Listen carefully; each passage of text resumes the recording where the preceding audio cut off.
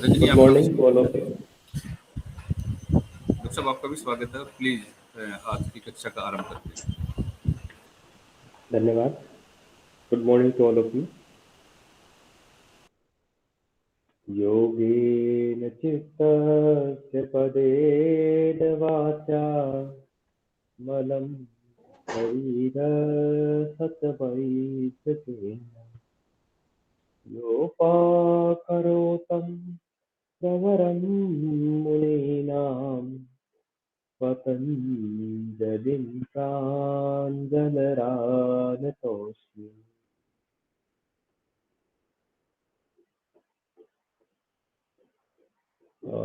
आप विद्यार्थियों का योग के दूसरी कक्षा में स्वागत है। मैं स्क्रीन शेयर करके आपको सीधे विषय पर लेकर चलते हैं।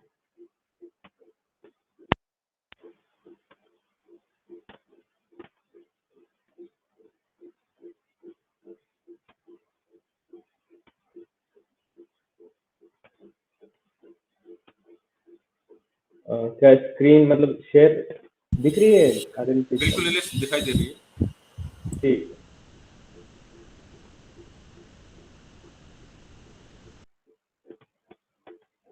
तो आज हमारा दूसरा लेक्चर रहेगा। इसमें हम 4 विषयों को, बल्कि 5 विषयों को हम इसमें शामिल करेंगे। सबसे पहला, योग और योग के जो टेक्स्ट हैं उनके अनुसार योग को हम किस प्रकार से जाने और समझें। इसमें श्रीमद् भगवत गीता, जो पूरी दुनिया में बहुत है, हम शुरुआत करेंगे। वो योग को किस प्रकार से देखता है।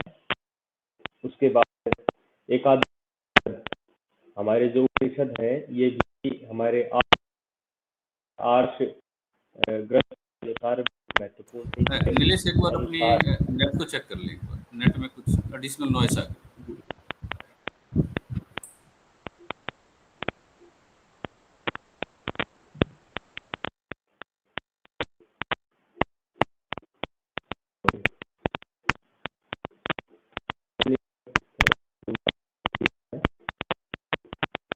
बताए तो जरूर।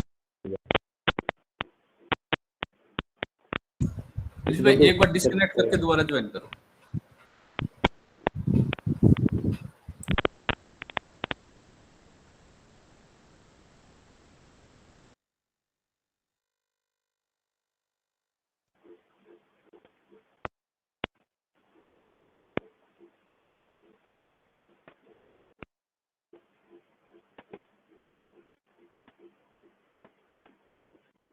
क्या अभी कुछ ठीक है?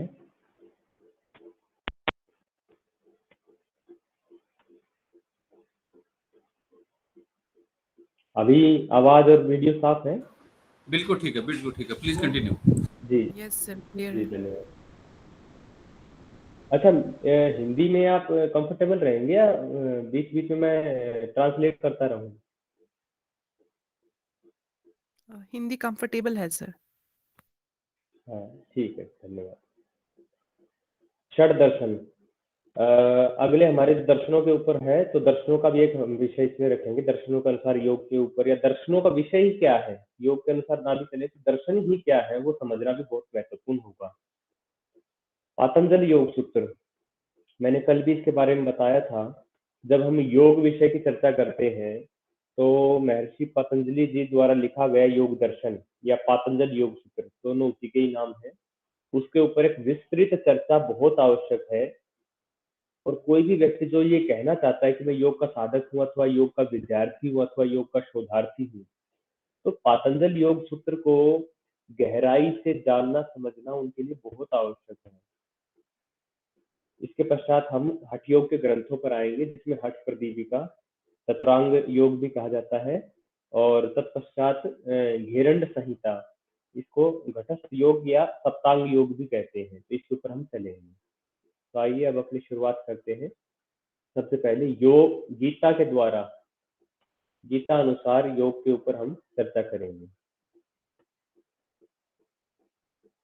तो जैसा कि हम जानते हैं, महाभारत काल में आज से 5100 से अधिक वर्षों पहले महाभारत जो काल रहा था वहां पर गीता का उद्भव हुआ था। योगेश्वर भगवान श्री कृष्ण जी ने कुरुक्षेत्र की भूमि पर पांडवों और कौरवों की सेनाओं के मध्य लाखों सैनिकों के बीच में अर्जुन जी को ये ये ज्ञान दिया था, जिसमें योग की भी विस्तृत चर्चा थी। वहां पर सब प्रकार की चर्चा थी, सृष्टि के उन्मूलन, सृष्टि की शुरुआत, ईश्वर के बारे में, आत्मा, परमात्मा, जीव, प्रकृति, सभी। लेकिन योग की भी उसमें एक विस्तृत चर्चा थी, जो जिसको मतलब नेग्लेक्ट नहीं कर सकते, जो अत्यंत महत्वपूर्ण है। तो योग की मैं वहां से डेफिनेशन से शुरुआत करूंगा। हमें बहुत गहराई में गीता में बहुत गहराई में नहीं जाना, जितना यूनिवर्सिटी के द्वारा हमारे सिलेबस के मध्य रखा गया है उसमें योग का तत्व हम ले लेते हैं। लेकिन उससे पहले मैं एक बार ये बताना जरूर चाहूंगा कि योग विषय योगेश्वर कृष्ण जी से कितनी गहराई से जुड़ा हुआ था।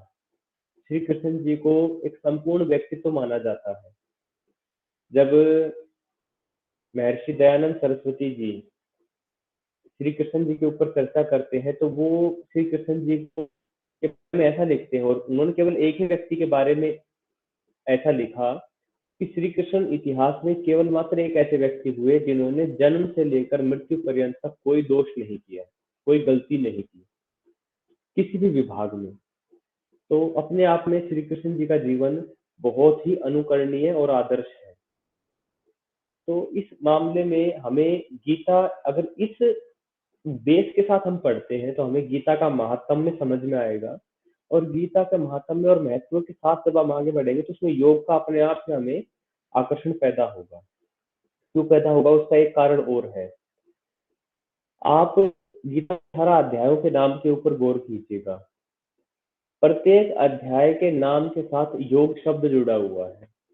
जैसे इसमें लिखा हुआ भी है, अर्जुन विषाद योग से शुरू होता है, जब अर्जुन पूर्ण रूप से डिस्ट्रेस्ड हो चुके थे, डिप्रेस्ड थे और निराशा से बिल्कुल घिर चुके थे, डेस्पेयर्ड थे। तो फिर अर्जुन विषाद योग से शुरू होता है। कृष्ण जी उनकी सारी बात सुनते, फिर सांख्य योग, फिर कृष्ण जी अपनी चर्चा शुरू करते हैं।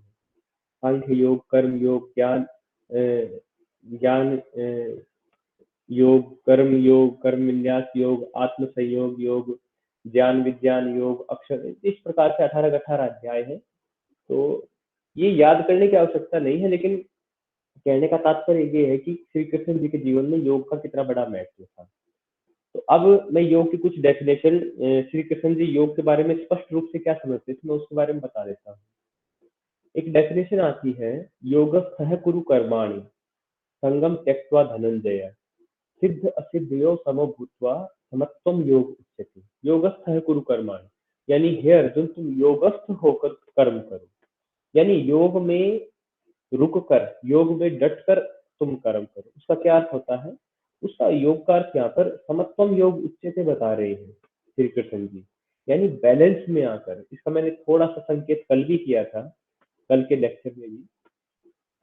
योगस्थ कुरु कर्माणि संगम त्यक्त्वा धनंजय सिद्ध असिद्धियो समभूत। सिद्ध असिद्धियो, सिद्धि और असिद्धि, जब हम कोई लक्ष्य के लेकर चले हैं तो उसमें हम रिजल्ट किसी भी पक्ष में आए, चाहे वो हमारे अनुकूल हो या प्रतिकूल हो, सिद्धि हो या असिद्धि हो, सिद्ध असिद्धियो समभूतवा, उसमें सम रहना है।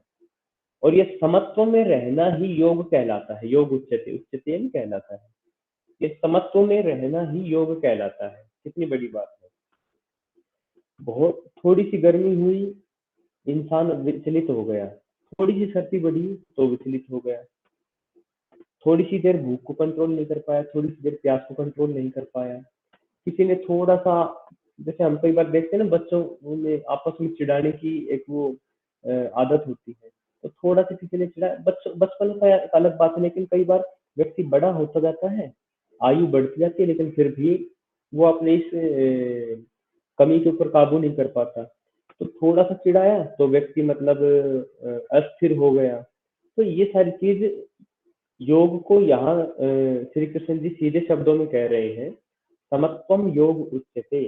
मान सम्मान हो रहा है या अपमान हो रहा है, गर्म मौसम बढ़ रहा है, टेम्परेचर बढ़ रहा है, भूख बढ़ रही है, प्यास बढ़ रही है, कोशिश तो करें थोड़ा सा देर संतुलित रहने की, थोड़ी सी देर अपने आप को बैलेंस में रखने की, चीजों को सहन करने की। तो ये बहुत गहरी डेफिनेशन है और कोई इसमें संदेह नहीं हो सकता, एक योगी ही ऐसा कर सकता है। और जो व्यक्ति जितना अधिक परिस्थितियों में सहन करता हुआ रुक सकता है, जितना अधिक सम्मान को पचा सकता है, डाइजेस्ट कर सकता है, जितना अधिक अपमान को डाइजेस्ट कर सकता है, वो उतना ही बड़ा योगी कहलाएगा। तो ये एक सीधी सी डेफिनेशन योगेश्वर भगवान श्री कृष्ण जी के द्वारा। इसी के ही एक श्लोक छोड़कर अगले श्लोक में, ये जो योगस्थ कुरु कर्माणि था, ये दूसरे में 48वां श्लोक था, दूसरे अध्याय में। अब आता है दूसरे अध्याय का 50वां श्लोक।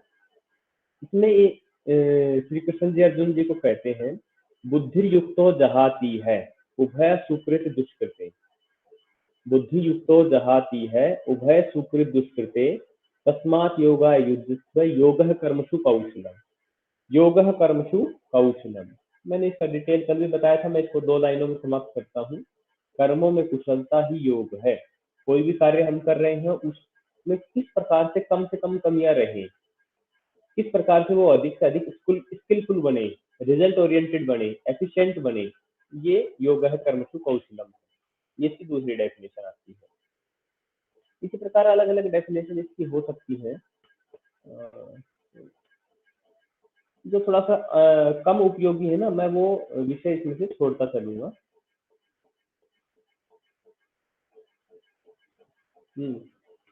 इसके साथ साथ में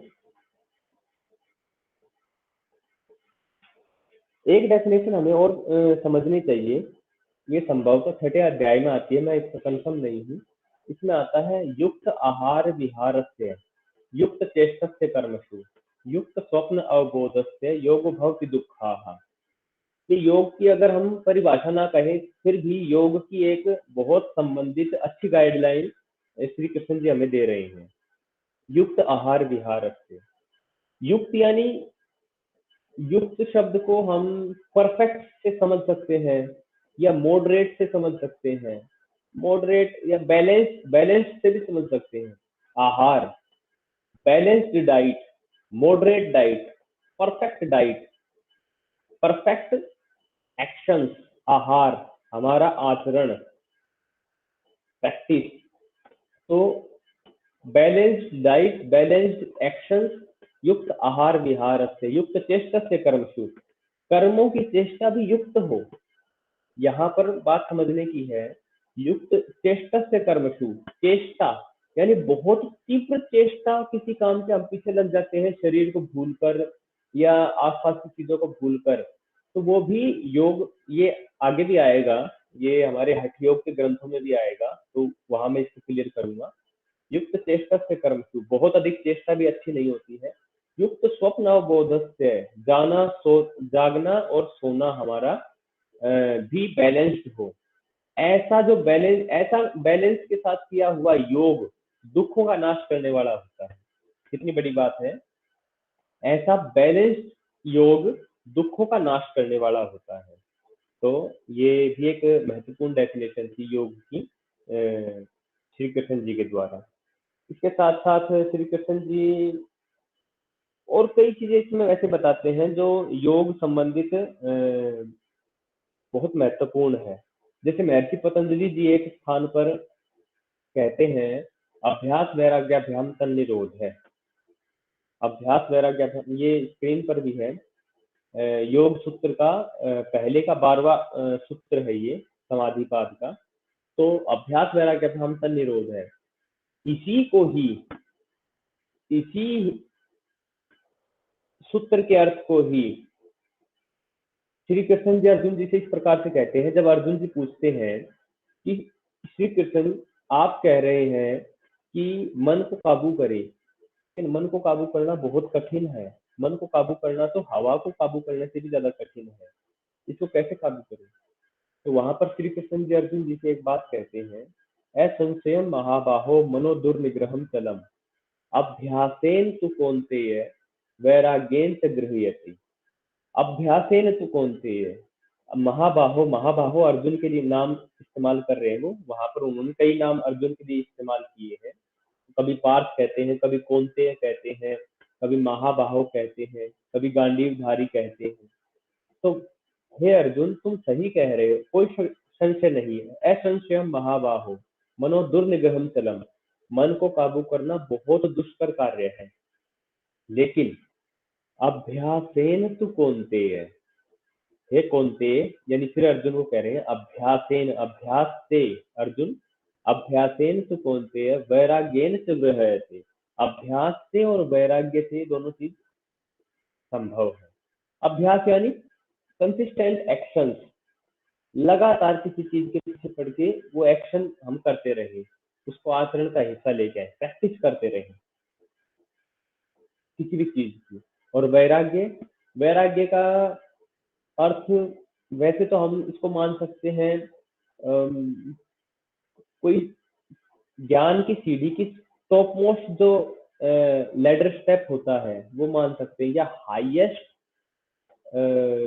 फैसेट ऑफ नॉलेज, या इसको हम कह सकते हैं प्योर कंप्लीट डिटैचमेंट की स्थिति, ज्ञान की उच्चतम सर्वोत्तम स्थिति, या पूर्ण वैराग्य की स्थिति जिसको बोलते हैं ज्ञान की, तो वो वैराग्य होता है। तो अभ्यास और वैराग्य दो उन्होंने ऐसे उपाय बताए जिससे मन को काबू किया जा सकता है।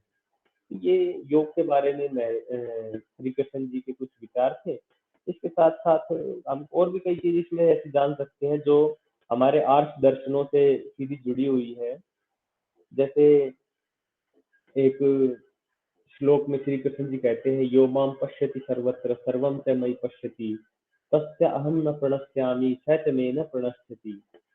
वो जब योग में व्यक्ति स्थिर हो जाता है तो हे अर्जुन, वो मुझे ऐसे देखता है, यो माम पश्यति सर्वत्र, तुम मुझे सब जगह मुझे ही देखो, या सब जगह मुझे ईश्वर ही दिखता है। यो माम पश्यति सर्वत्र, सब जगह जो मुझे देखता है।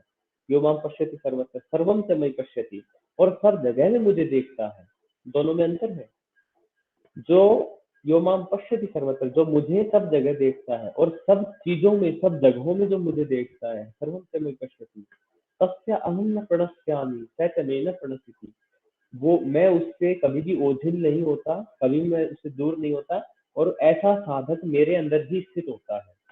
तो ये योग की एक ऊंची स्थिति है, और श्री कृष्ण जी ने अर्जुन के माध्यम से ये हम सबको समझाई है।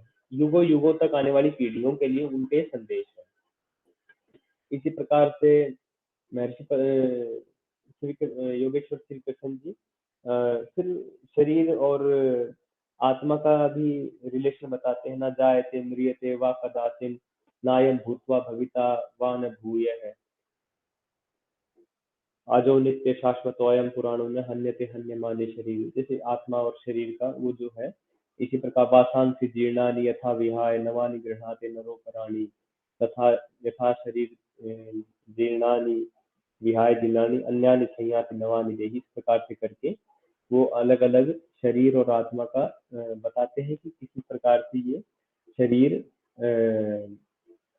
शरीर के नष्ट होने से आत्मा नष्ट नहीं होती है, और इसको नष्ट किया भी नहीं जा सकता है। ये युग युगांतर की लगातार चलने वाली एक प्रक्रिया है। तो ये पाता अपने श्रीमद् भगवत गीता के अनुसार ये योग के बारे में अलग अलग प्रकार की ये एक डेफिनेशंस और योग के सीधे सीधे संदेश श्री कृष्ण जी देते हैं। अब यहाँ पर एक दो और भी बातें श्री कृष्ण जी योगी के बारे में बताते हैं कि श्री कृष्ण से yogi should go to a scheduled place and should lay grass, मतलब एक समय निर्धारण होना चाहिए, एक एक अच्छा स्थान, पीसफुल शांतिपूर्ण एक स्थान सबसे पहले तय होना चाहिए एक योगी के लिए।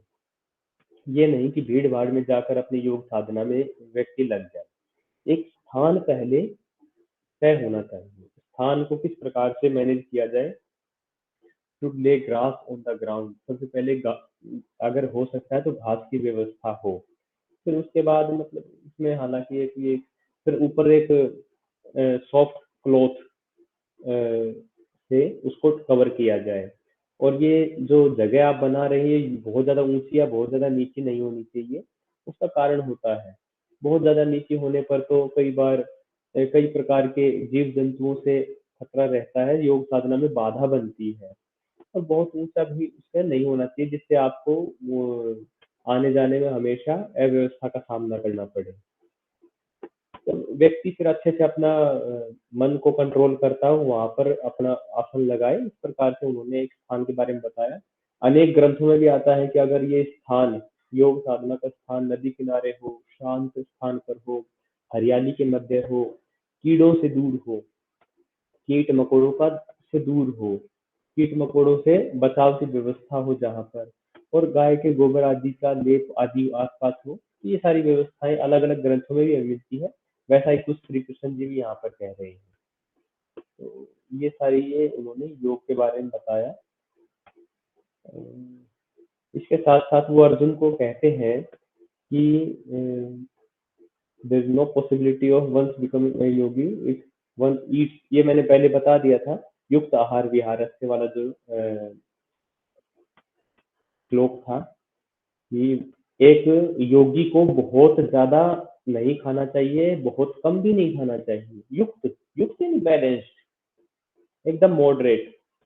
तो युक्त आहार विहारस्य, युक्त चेष्टस्य कर्मसु। चलिए अब हम आगे हमारा अगले विषय पर आते हैं।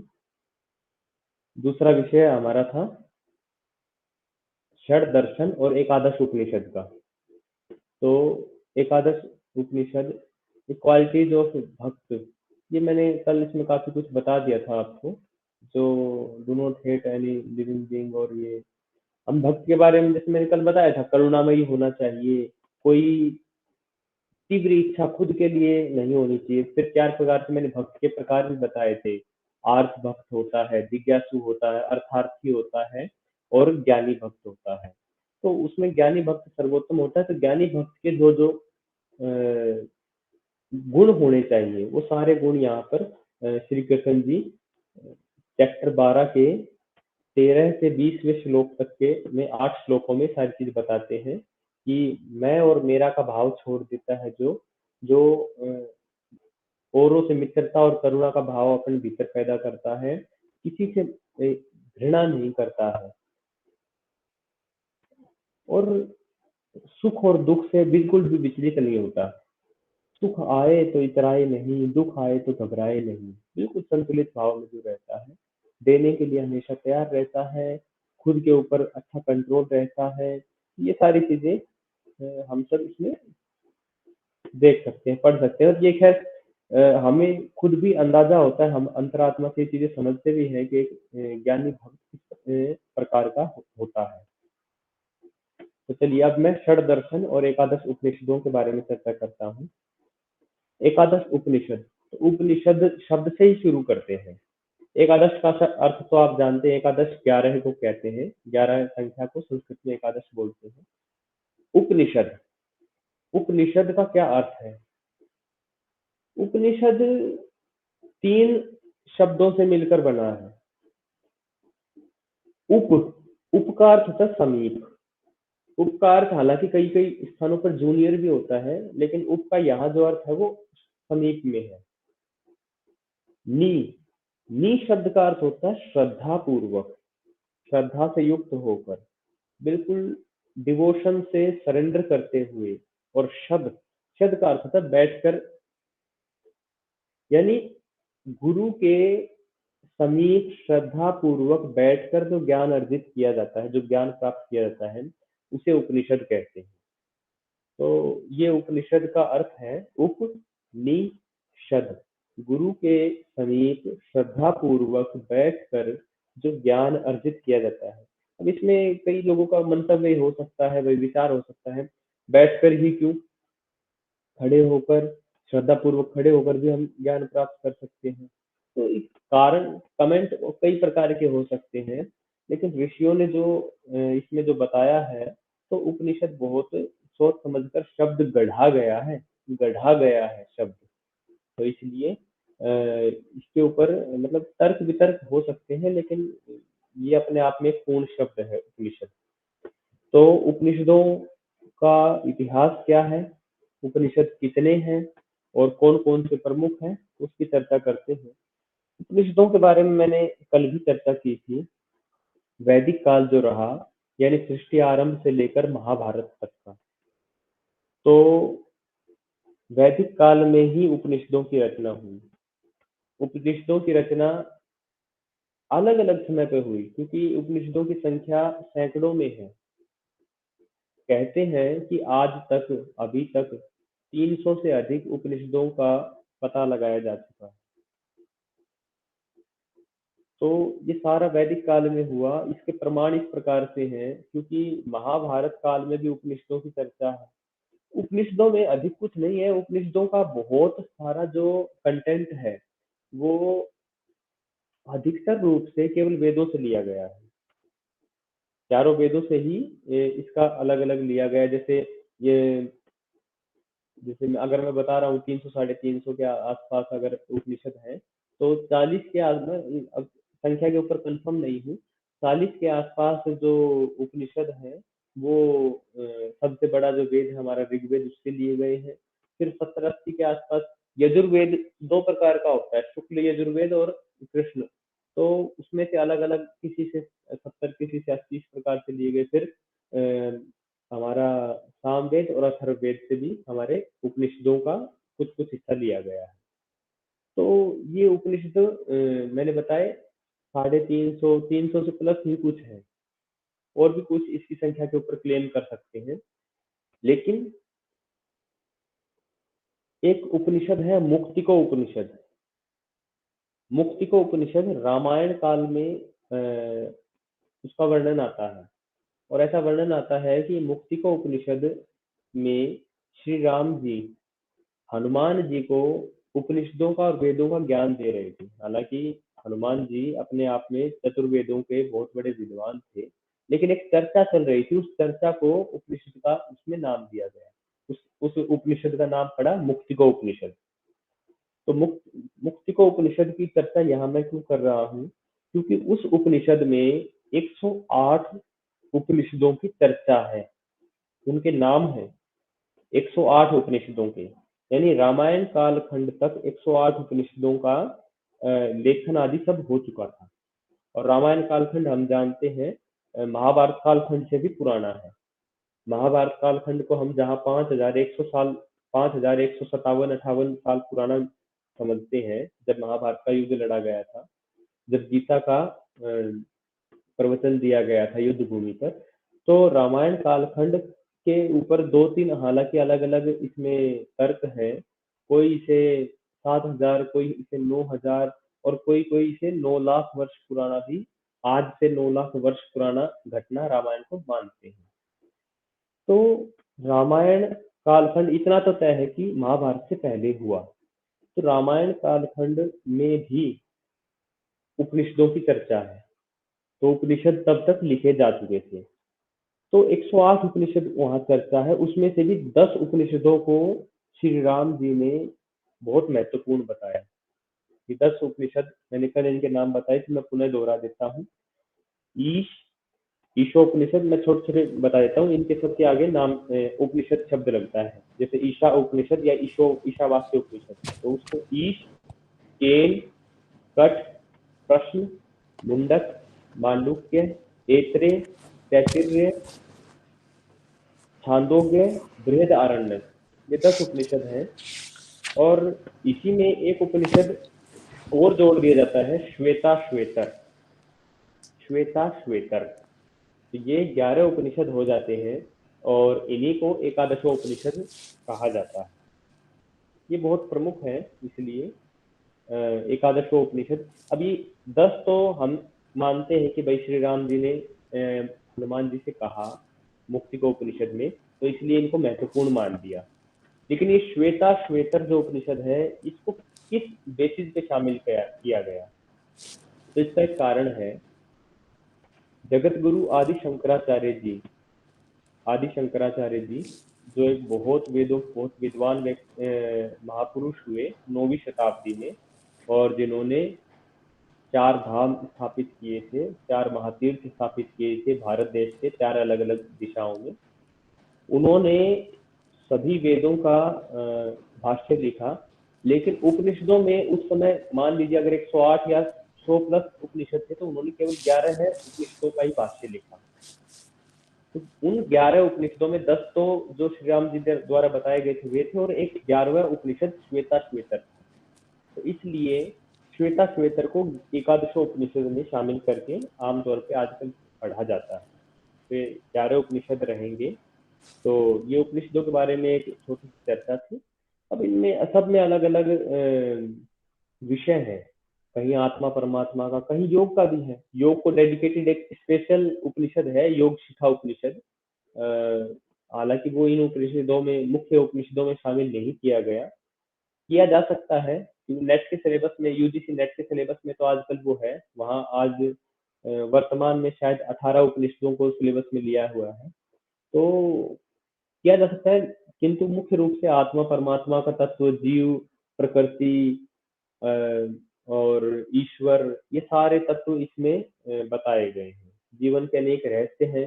जैसे प्रश्न उपनिषद है, तो प्रश्न उपनिषद में 6 ऋषियों से अलग अलग प्रश्न किए गए हैं। उन प्रश्नों को ही एक्सप्लेन करते हुए पूरा उपनिषद है।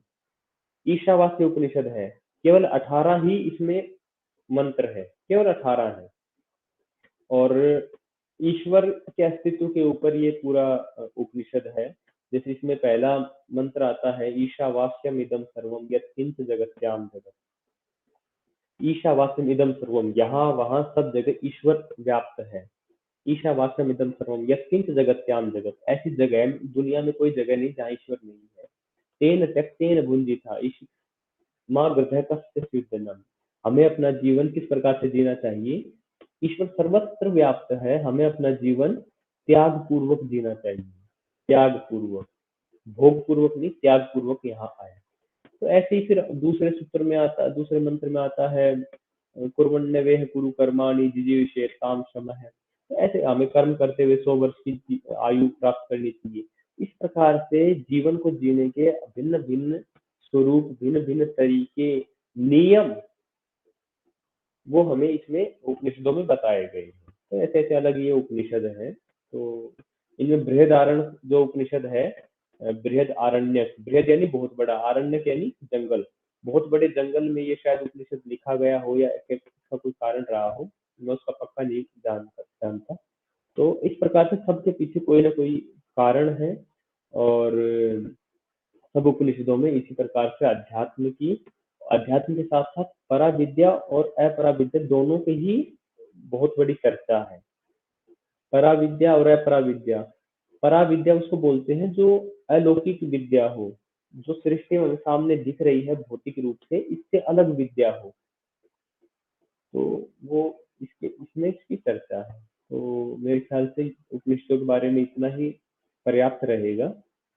और इसमें फिर आपके सिलेबस में दिया हुआ है कि अलग अलग उपनिषदों में कौन कौन सा मुख्य विषय लिया हुआ है, तो वो आप देख लीजिएगा। उसमें कोई ज्यादा गहराई से तो पढ़ने की आवश्यकता है नहीं। हाँ, ये हम जैसे देख सकते हैं कि भाई उपनिषदों की एसेंस यानी निचोड़ क्या है, मूल उसका सार क्या है। ये सभी ईश्वर को सुप्रीम बीइंग बताते हैं, संसार का सब कर्ता धर्ता सब ईश्वर को बताते हैं। Advocate worshipping Brahma through Pranava, ये बहुत महत्वपूर्ण बात है। जो ब्रह्म है या ब्रह्मा है, ईश्वर है, उनको कोई नाम दे दीजिए, उनकी पूजा करना, उनकी स्तुति को प्रणव के माध्यम से यानी ओंकार के माध्यम से उनकी स्तुति करने की ये वकालत करते हैं। इस प्रकार से ह्यूमन बीइंग का सबसे अल्टीमेट जो लक्ष्य है वो मोक्ष है, ऐसा बताते हैं। और ये सब ये अलग अलग चीजें श्रेय मार्ग पर चलने के लिए मोटिवेट करते हैं। तो ये हमारे उपनिषदों की एक बेसिक सी चर्चा थी। अब षड दर्शन विषय पर हम आते हैं।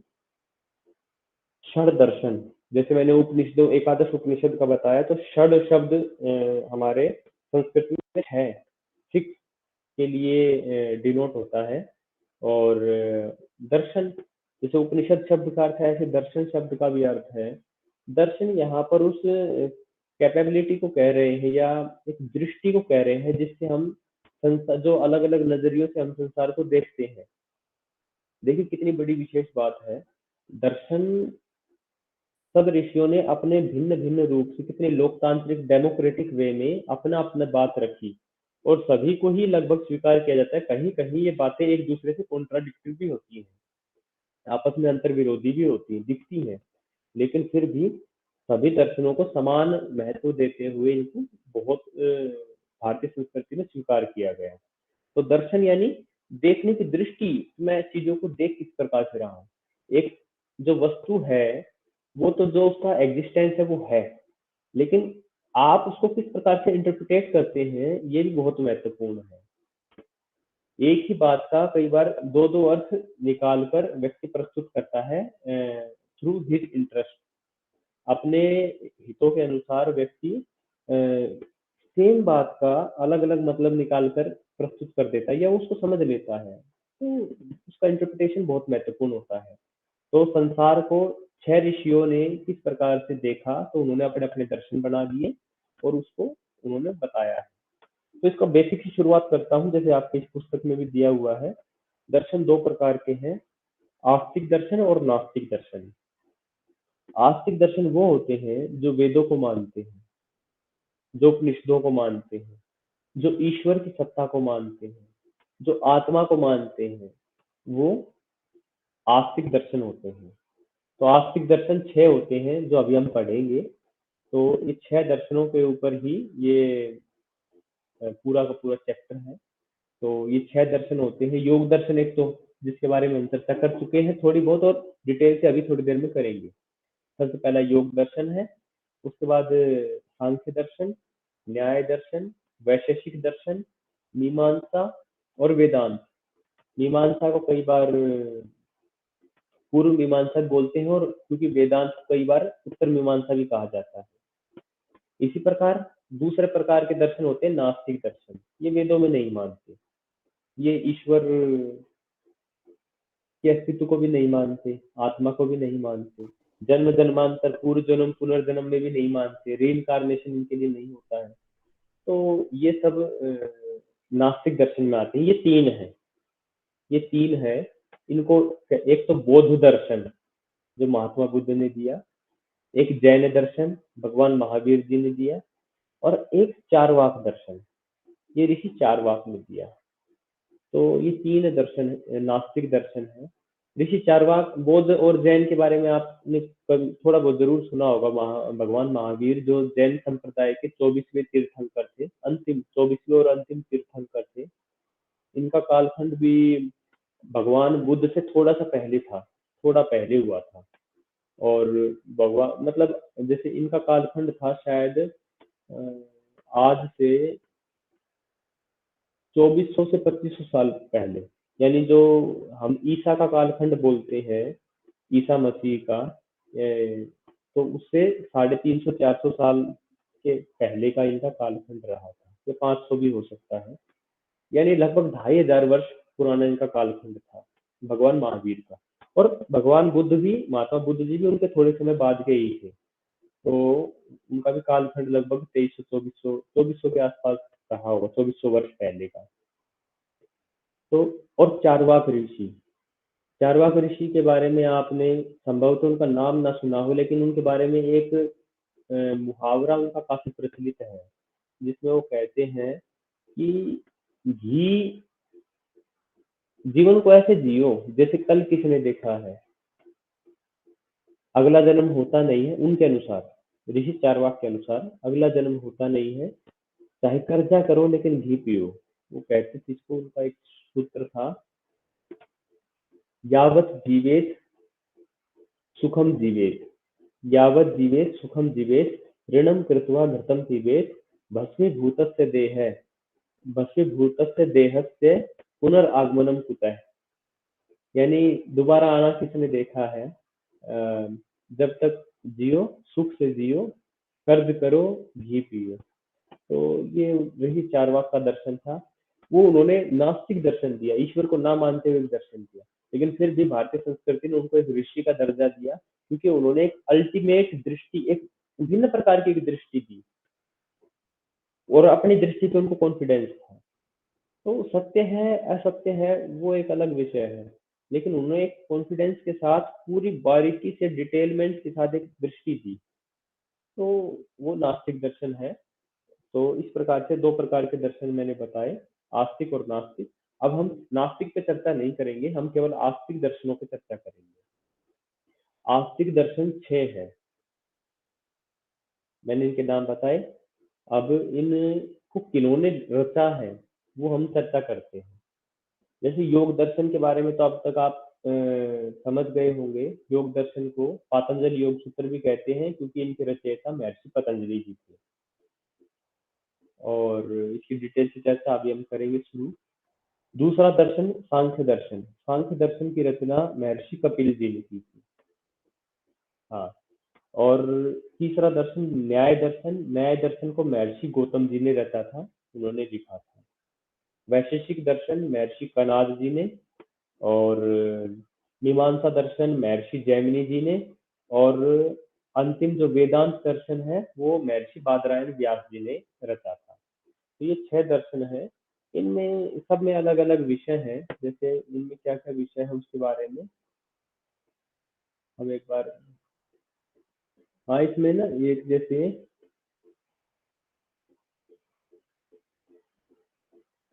यहाँ आपके पास एक टेबल 6.1 में आस्तिक दर्शनों की जो मूल ग्रंथ है और उनके ऊपर जो भाष्य हुए हैं वो भी दिया हुआ है। तो ये भी आप अगर गहराई में पढ़ना चाहें तो ये जैसे महर्षि व्यास जी ने और शबर स्वामी जी ने ये दिया है। इसी प्रकार से आचार्य प्रशस्त तपाड़ा जी ने और महर्षि वात्स्यायन जी ने। इस प्रकार से आप ये देख सकते हैं। बाकी मूल रूप से हमारे दर्शनों के षड दर्शनों के नाम और उनके रचयिता जो मैंने नाम बताए ये हमें जरूर स्मरण होने चाहिए। पीरियड ऑफ दर्शना, जैसे दर्शनों का मैंने जैसे महर्षि पतंजलि जी के बारे में बताया था। It is difficult to ascertain the exact period of darshana. Rishi tradition, which started with the creation of universe, remained intact until the Mahabharata war. Hence, it can be inferred that the Darshan must have been written. इसमें जैसे कोई भी confirmation एक exact नहीं है। जैसे महर्षि पतंजलि जी के बारे में मैंने कल कहा था, और उनके बारे में कोई कंफर्म आज तक भी हम कंफर्मेशन नहीं प्राप्त कर पाए हैं कि इनका एग्जैक्ट टाइम पीरियड क्या रहा होगा। कि उससे पहले बहुत गंभीरता पूर्वक इतिहास लेखन सब जगह नहीं हो पा रहा था, या हो पा रहा था तो ऐसा एक कालखंड बहुत लंबा आया जहाँ पर हमारे बहुत सारे ग्रंथ जैसे नालंदा जो संग्रहालय था, लाइब्रेरी थी, पुस्तकालय था, उसको खिलजी के द्वारा जला दिया गया था। तो ऐसे बहुत सारी चीजें हमारे बहुत सारे मूल ग्रंथ या ताड़पत्र जहाँ पर इतिहास लेखन था वो जल के नष्ट भी हो गए। तो यहाँ पर एक अंदाजा ही लगाया जा रहा है कि महाभारत से पहले रहा होगा, 5000 वर्ष पहले ये रहा होगा दर्शनों का काल, दर्शनों का लेखन का कार्य।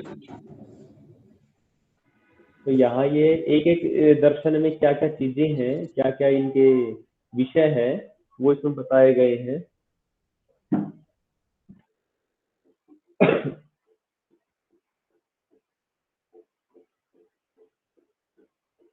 मेरे ख्याल से अन्य 5 दर्शनों में हमें गहराई में या उनके विषयों में जाने की आवश्यकता नहीं है। हम योग दर्शन को जो हमारा अगला चैप्टर है इसके ऊपर हम मूव ऑन करेंगे।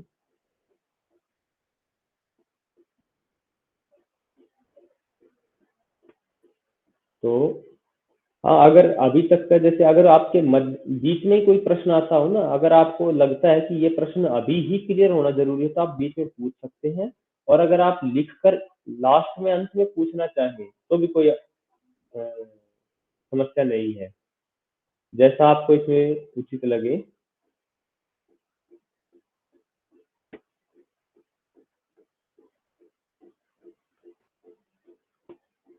तो अगला चैप्टर हमारा आ जाता है पातंजल योग सूत्र या पतंजलि योग दर्शन। ये विषय बहुत ही अत्यंत ही महत्वपूर्ण है।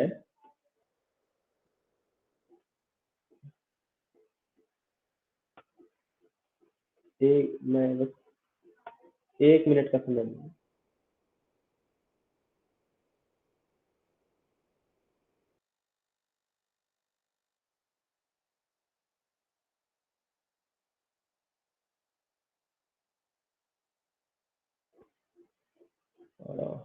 धन्यवाद समय के लिए। ठीक है, हम पतंजलि योग दर्शन में बढ़ते हैं आगे।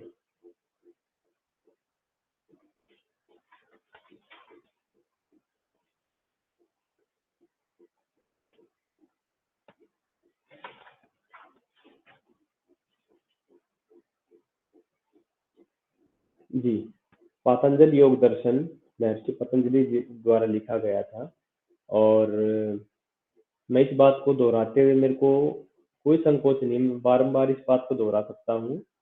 पातंजल योग सूत्र निर्विवाद रूप से योग की दुनिया का सबसे ऑथेंटिक ग्रंथ है। अब इसमें विषय कितने हैं, जैसे अभी थोड़ी देर पहले हमने श्रीमद् भगवत गीता पर चर्चा की, उसमें 700 श्लोक हैं, 700 श्लोक, 18 अध्याय हैं, सबका अपना अपना एक फोकस्ड एरिया है, वो अलग अलग चर्चा करते हैं। महर्षि पतंजलि जी का ये योग दर्शन, इसमें 4 अध्याय हैं और केवल मात्र 195 सूत्र हैं, 195 योग सूत्र हैं। इन 195 ये इतने गंभीरता पूर्वक और इतना फोकस्ड वे में सार रूप में लिखे हुए हैं कि एक एक सूत्र के ऊपर एक लंबा लेक्चर भी हो सकता है।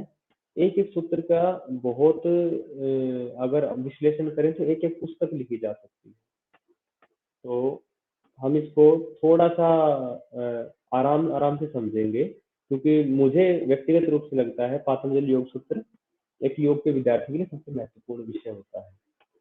तो पातंजलि योग सूत्र में इसके सबसे पहला जो सूत्र है उसकी शुरुआत ही यहाँ से होती है, अथ योगानुशासनम। अथ योगानुशासनम, अब योग के अनुशासन की शुरुआत करते हैं। कई लोग जो थोड़ा इसके बारे में कम जानते हैं तो उनके मन में एक भ्रांति रहती है, अथ योगानुशासनम यानी अनुशासन का नाम ही योग है, तो इसको ऐसे ले लेते हैं, अथ योगानुशासनम।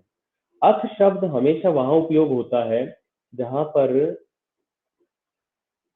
किसी अच्छे कार्य की शुरुआत की जा रही है, किसी अच्छे कार्य की शुरुआत होती है, शुभारंभ होता है, तब वहां पर अथ शब्द का प्रयोग होता है, अथ योगानुशासनम। आइए अब हम योग के अनुशासन की शुरुआत करते हैं। अनुशासन का अर्थ यहाँ पर डिसिप्लिन, डिसिप्लिन माने उस प्रकार का डिसिप्लिन नहीं है जो हम आम बोलचाल की भाषा में उपयोग होता है।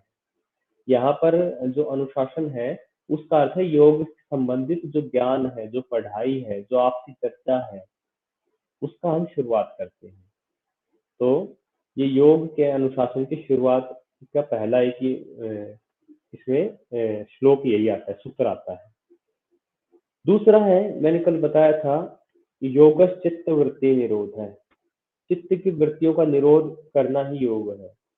अब ये इसका पहला योग की डेफिनेशन आ चुकी है। अब योग की इसी डेफिनेशन को हम थोड़ा सा एक बार एलोबरेट करेंगे।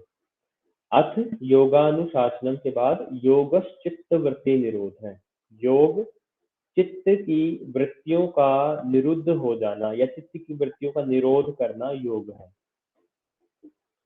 तो अब हम चित्त को समझते हैं। सबसे पहले चित्त, वृत्ति और निरोध, ये 3 शब्द हैं, तीनों को हम समझेंगे। तो चित्त शब्द को कई बार हम थोड़ा सा भ्रमित होकर मन जैसा समझ लेते हैं कि मन और चित्त एक ही बात है। मन और चित्त दोनों भिन्न भिन्न चीजें हैं। चित्त, बुद्धि, मन, अहंकार इस प्रकार से अलग अलग हमारे चलते हैं, तो मन और चित्त में अंतर है।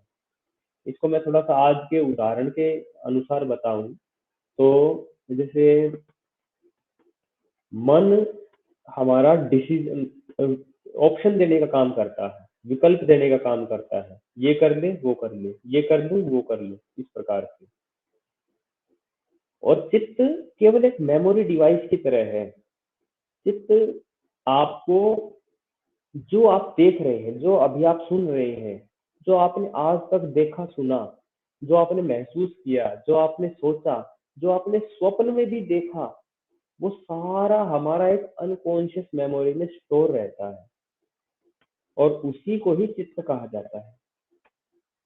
तो चित्त को आप ऐसा मान लीजिए, एक चित्त नाम भी फेमिलियर है, जो मोबाइल की हमारी मेमोरी चिप होती है। तो मेमोरी चिप और चित्त को आप एक जैसा मान सकते हैं, ऐसा मोबाइल जिसकी ऑडियो वीडियो रिकॉर्डिंग हर समय, ऑडियो वीडियो ही नहीं, मतलब जैसे ऑडियो वीडियो तो दो प्रकार की इनपुट मोबाइल के लिए होती है। हमारे पास 5 ज्ञानेंद्रियां होती हैं, 5 ज्ञानेंद्रियां होती हैं। तो हम जीभ से भी टेस्ट करके भी इनपुट लेते हैं, कानों से सुन के लेते हैं, आंखों से देख के लेते हैं, त्वचा से भी टच का एक्सपीरियंस हम लेते हैं, नासिका से हम जो सुगंध या दुर्गंध होती, गंध होती है, उसका एरोमा होता है, उससे हम इनपुट लेते हैं। तो ये 5 प्रकार के जो इनपुट्स होती हैं, हर समय, हर सेकंड, सेकंड भी जिसके लिए बहुत बड़ा पैमाना है, सेकंड के भी हज़ारवें, जितने भी मतलब बारीक हिस्सा हो सकता है, जो भी इनपुट आई है, उसको स्टोर करने का काम ये चित्त में होता है। ये चित्त स्टोरेज डिवाइस है हमारा। और आपने देखा होगा, ये स्टोरेज डिवाइस कई बार आपको आज भी, आपकी आयु कुछ भी हो गई हो, आज आपको 10 वर्ष पुराना, 20 वर्ष पुराना अपने बचपन की छोटी कोई बहुत पुरानी याद, कोई उसका वो कभी-कभी ऐसा माहौल बनता है, आपको चीज़ें याद आ जाती है। वो याद आ रही है, इसका मतलब अभी तक वो चीज़ें स्टोर थी, अभी तक थी, कहीं डिलीट नहीं हुई। तो ऐसा कुछ हुआ है, तो उसको स्टोर करने का काम वो चित्त में होता है। तो ये चित्त आपका स्टोरेज डिवाइस है। तो दूसरा, मन के बारे में मैंने अंतर बताया। मन जो पुराना आपने स्टोर किया है, एक्सपीरियंस किए हैं, उनके अनुसार आपको डिसीजन लेने में जितने भी ऑप्शन होते हैं, उनके बीच में आपको फ्लक्चुएट करने का काम करता है। तो वो अस्थिर करने का काम करता है। और डिसीजन मेकिंग का काम कौन करता है? बुद्धि करती है। बुद्धि फैक्ट्स देखती है, एनालिसिस देखती है, बुद्धि आपका लाभ और हानि देखती है, किस चीज में मुझे प्रॉफिट होगा, ये मैंने कर लिया तो आज कितना प्रॉफिट है, और 5 साल बाद भी क्या मतलब इस डिसीजन के साथ मैं जाऊं तो ये मेरे लिए अच्छा रहेगा, बुरा रहेगा। तो एनालिसिस और डिसीजन मेकिंग का काम बुद्धि करती है। तो ये चित्त, मन और बुद्धि तीनों भिन्न भिन्न चीजें हैं। तो ये मैंने इसलिए डिटेल से बताया क्योंकि चित्त, ये तीन ही तो शब्द है, योग चित्त वृत्ति निरोध। चित्त की वृत्तियां, अब वृत्तियां दूसरा शब्द, वृत्तियां माने फ्लक्चुएशन, डिस्टरबेंस किसी भी प्रकार की। तो चित्त में किसी भी प्रकार की डिस्टरबेंस पैदा हो रही है, हमारे जो भी हम सोच रहे हैं अभी वर्तमान में भी और पुराने मेमोरी में से भी निकलकर इस समय जो हम विचार कर रहे हैं, या जो हमारे दिमाग में आ रहा है, जो पुराना हमारा एक्सपीरियंस है, उसने हमारी दृष्टि बनाई और हम चीजों को भिन्न भिन्न प्रकार से इंटरप्रेट कर रहे हैं। जैसे ग्लोबल लेवल पर या नेशनल लेवल पर कोई भी घटना घटती है, हम कभी भी उसको एनालिसिस करें, हम उसका डेटा कलेक्ट करें, कि हम 5 लोगों से पूछ के देखते हैं कि इस ये घटना घटी है, इसका क्या मतलब है। तो संभव है, पूर्ण रूप से संभव है कि 500 लोग अपनी भिन्न भिन्न राय उसके ऊपर दें। तो घटना सेम है, 5 लोग भिन्न भिन्न राय इसलिए दे रहे हैं क्योंकि उनका एक्सपीरियंस अभी तक का अलग अलग है। उस एक्सपीरियंस से उन्होंने जो इंटरप्रिटेशन किया या कंtemplation किया, उसको जो चिंतन किया उन्होंने, उसको मनन किया, वो भिन्न भिन्न रहा अब तक के जीवन का उनका। तो इसलिए चीजों को देखने का नजरिया भी बदल गया। तो चित्त में जो फ्लक्चुएशंस आती हैं भिन्न भिन्न प्रकार की, आप कुछ भी देख रहे हैं, कुछ भी सुन रहे हैं, तो वो वृत्तियां हैं।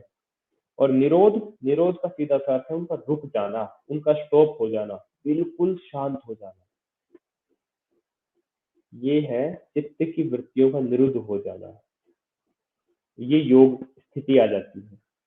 तो इस स्थिति को और अभी थोड़ा बारीकी से और मैं बता देता हूँ एक दो उदाहरण से, क्योंकि पूरा योग की डेफिनेशन समझ में आ गई महर्षि पतंजलि जी की, ये भी अपने आप में एक बड़ी अचीवमेंट होती है। तो जैसे आप लोगों ने कई बार एक तालाब देखा हो, कोई पॉन्ड देखा हो, कोई मतलब एक तालाब देखा हो, तो उसमें सामान्य तौर पर वो शांत है, सामान्य रूप से वो शांत है। तो जब शांत है, तब आप देखते हैं कि आसपास के जो वृक्ष होते हैं, पेड़ हैं, या आसमान है, आकाश है, उसकी परछाई, उसकी छाया उसका वो मतलब हम उसका अक्ष उसमें एज इट इज देख पाते हैं।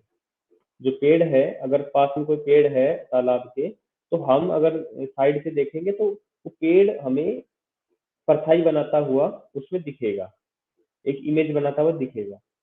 लेकिन अब आप विचार कीजिए दूसरी स्थिति,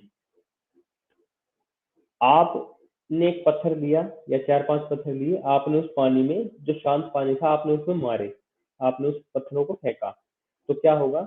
तालाब का पानी हिलने लगेगा, तालाब का पानी अव्यवस्थित हो जाएगा। शांत था पहले, अब वो विचलित हो जाएगा, हिलेगा, लहरें उत्पन्न होंगी, लहरें उत्पन्न होंगी तो पानी हिलेगा। तो जो पहले जो अक्ष, पहले जो इमेज आकाश की हो, आपकी स्वयं की हो या वृक्ष की हो, जो पहले उसमें आपको साफ दिखाई दे रही थी, अब वो पानी के हिलने से वो इमेज भी पूरी हिलने लग जाएगी।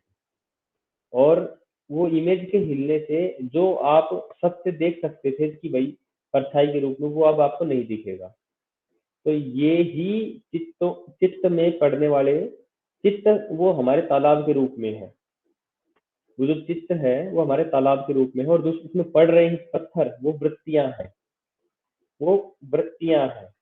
जब, और जो वृक्ष है वो हम स्वयं को मान सकते हैं, हम आप हमारा जो अपना सत्य स्वरूप है हम उसको वृक्ष मान सकते हैं। तो जब शांत चित्त होता है, चित्त एकदम शांत होता है, तो व्यक्ति अपना सही स्वरूप देख पाता है, समझ पाता है।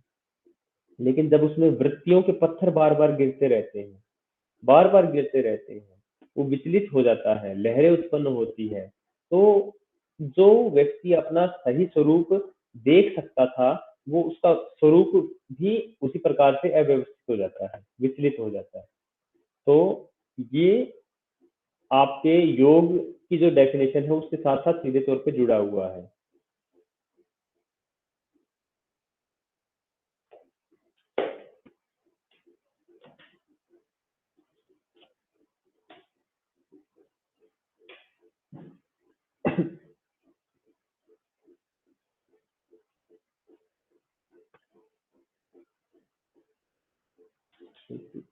लैपटॉप की बैटरी थोड़ी डाउन होगी, चार्ज लगा देता हूँ।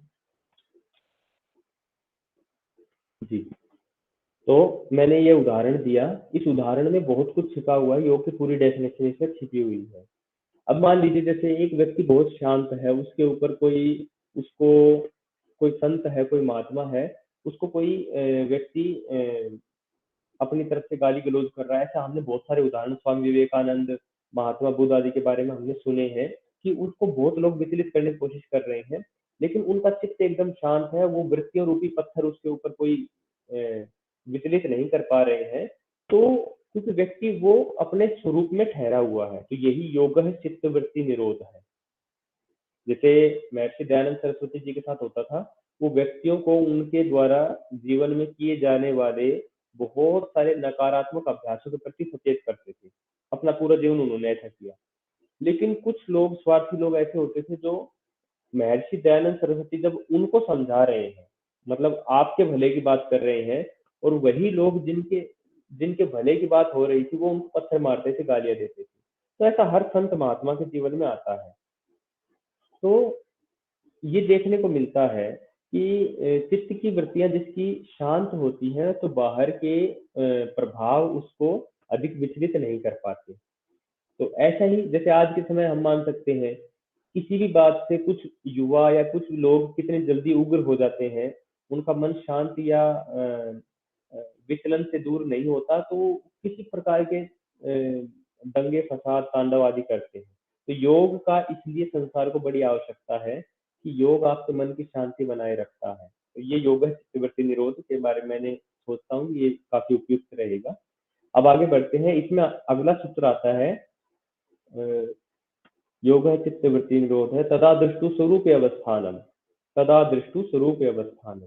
जब चित्त की वृत्तियों का निरोध हो जाता है, तो महर्षि पतंजलि जी बताते हैं, ऐसी अवस्था में जब चित्त की वृत्तियां निरुद्ध हो चुकी हैं, तब दृष्टु, दृष्टु यहाँ आत्मा के लिए बोला है, दृष्टा जो देखने वाला होता है। जैसे वैसे तो हम आंखों से देख रहे हैं, लेकिन आंखें तो फिर भी एक यंत्र स्वरूप ही है, तो देखने वाला तो कोई और है। तो आत्मा हमें दृष्टु कहा है, तो आत्मा तथा दृष्टु स्वरूप अवस्थान, तब आत्मा अपने सही स्वरूप में आ जाती है। तो यहाँ सही स्वरूप का अर्थ क्या है? महर्षि पतंजलि जी यहाँ संकेत करना चाह रहे हैं कि हर आत्मा का सही स्वरूप है प्रेम, हर आत्मा का सही स्वरूप है लक्ष्य मोक्ष। तो इस प्रकार से शांत स्वरूप में सम स्वरूप में आ जाता है। तो ये महर्षि पतंजलि जी के द्वारा बताया गया। अब वृत्तियां यहाँ पर 5 प्रकार की हैं, जो मुख्य मुख्य है। मैं हर केवल वही सही इसके लिए जो आपके लिए बहुत महत्वपूर्ण और शुरुआत के लिए कारगर है, केवल उतना ही विषय में छेड़ूंगा।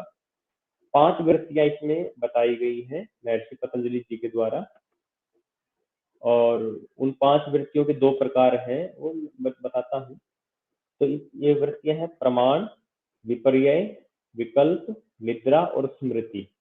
ये 5 प्रकार की वृत्तियां हैं जो व्यक्ति के जीवन में बार बार आती रहती हैं। और ये 5 प्रकार की वृत्तियां बुरी ही होती हैं ऐसा नहीं है। ये 2 स्वरूप में है, क्लिष्ट और अक्लिष्ट। 5 प्रकार की वृत्तियां क्लिष्ट भी हैं और अक्लिष्ट भी हैं, यानी कुल मिलाकर 10 वृत्तियां हो गई। 5 हैं लेकिन 2-2 प्रकार की होने के कारण ये 10 हो गई। तो जैसे प्रमाण वृत्ति है, प्रमाण वृत्ति का मतलब हम किसी भी चीज को किस प्रकार से माने, तो उसके लिए भीतर भीतर हम प्रमाण क्रिएट करते हैं। जैसे प्रत्यक्ष, अनुमान और आगम, ये 3 प्रमाण है। प्रत्यक्ष अनुमान, जैसे अब हम देख पा रहे हैं एक दूसरे को, यहाँ पर जैसे मैं देख पा रहा हूँ, तो आगे आप मुझे देख पा रहे हैं, तो आप अंदाजा लगा पा रहे होंगे कि मेरे सामने एक लैपटॉप या एक मोबाइल होगा। आपको जो दिख रहा है तो उसके अनुसार आप जैसे आपने जैसे आप कलर देख पा रहे होंगे या कुछ भी देख पाते हैं, हम आसपास अपने आसपास कुछ देख पाते हैं, तो जो हम देखकर एकदम सुस्पष्ट है उसे प्रत्यक्ष बोलते हैं, जो हम एकदम सामने देखकर, तो ये प्रत्यक्ष है। दूसरा प्रमाण का स्वरूप होता है अनुमान। अनुमान का अर्थ यानी एक अंदाजा लगाना कि वो व्यक्ति इंग्लिश बोल रहा है या वो व्यक्ति हिंदी बोल रहा है। वो व्यक्ति हिंदी बोल रहा है तो वो निश्चित रूप से हो सकता है वो हिंदुस्तान से हो, तो भारत से हो। तो ये एक अनुमान हो गया। या जैसे आपने कोई 200 मीटर दूर कोई एक प्राणी है आपके, और आपको अंदाजा लग रहा है कि उसके 4 पैर दिख रहे हैं मोटे मोटे रूप में, एकदम स्पष्ट नहीं दिख रहा है, 4 पैर दिख रहे हैं, उसका आगे एक ऐसा सिर दिख रहा है, थोड़े थोड़े सींग दिख रहे हैं, एक पूंछ जैसा भी कुछ दिख रहा है, तो आप अंदाजा लगाते हैं कि वो एक गाय हो सकती है। तो ये अनुमान प्रमाण हुआ, ये प्रमाण के हिस्से हैं। तो ये वृत्तियां हैं। जैसे आपने दूर कोई चीज देखी तो आपके मन में विचार आया कि वो चीज क्या होगी। ये योग के लिए हमारे मन में चित्त में वृत्तियां उत्पन्न होती है। तीसरा प्रमाण का हिस्सा होता है आगम। आगम प्रमाण वो होता है जो हमारे ऋषियों ने या जो हमारे वेदों ने या जो आप्त ग्रंथ हैं, प्रमाणिक ग्रंथ हैं, उनमें जो लिखा हुआ है वो हम एज इट इज स्वीकार कर लें, वो आगम प्रमाण होता है। या जो हमारे महापुरुष कह के गए हैं हम उसको ऐसे ऐसे स्वीकार कर लें। जैसे जो छोटा बच्चा होता है, सभी छोटे बच्चों को हम बचपन में ही सिखाते हैं, बच्चों सदैव सत्य ही बोला करो, झूठ बोलने से कोई लाभ नहीं है। एक झूठ को छिपाने के लिए 100 झूठों का सहारा लेना पड़ता है। अब जैसे एक बात है हमारे महापुरुषों ने कही और हमें छोटी कक्षाओं में नैतिक शिक्षा के में पढ़ने को मिलती है। छोटे बच्चे ने आज तक कभी इसका अनुभव नहीं किया या कभी उसने एनालिसिस नहीं किया, लेकिन जैसे जैसे वो बड़ा होता है तो वो समझता है कि ये बात बहुत सत्य थी कि हम झूठ बोलते हैं, तो उसको काउंटर करने के लिए हमें उसको उसको कवरेज करने के लिए हमें एक झूठ और नया क्रिएट करना पड़ता है या उससे ज्यादा क्रिएट करने पड़ते हैं।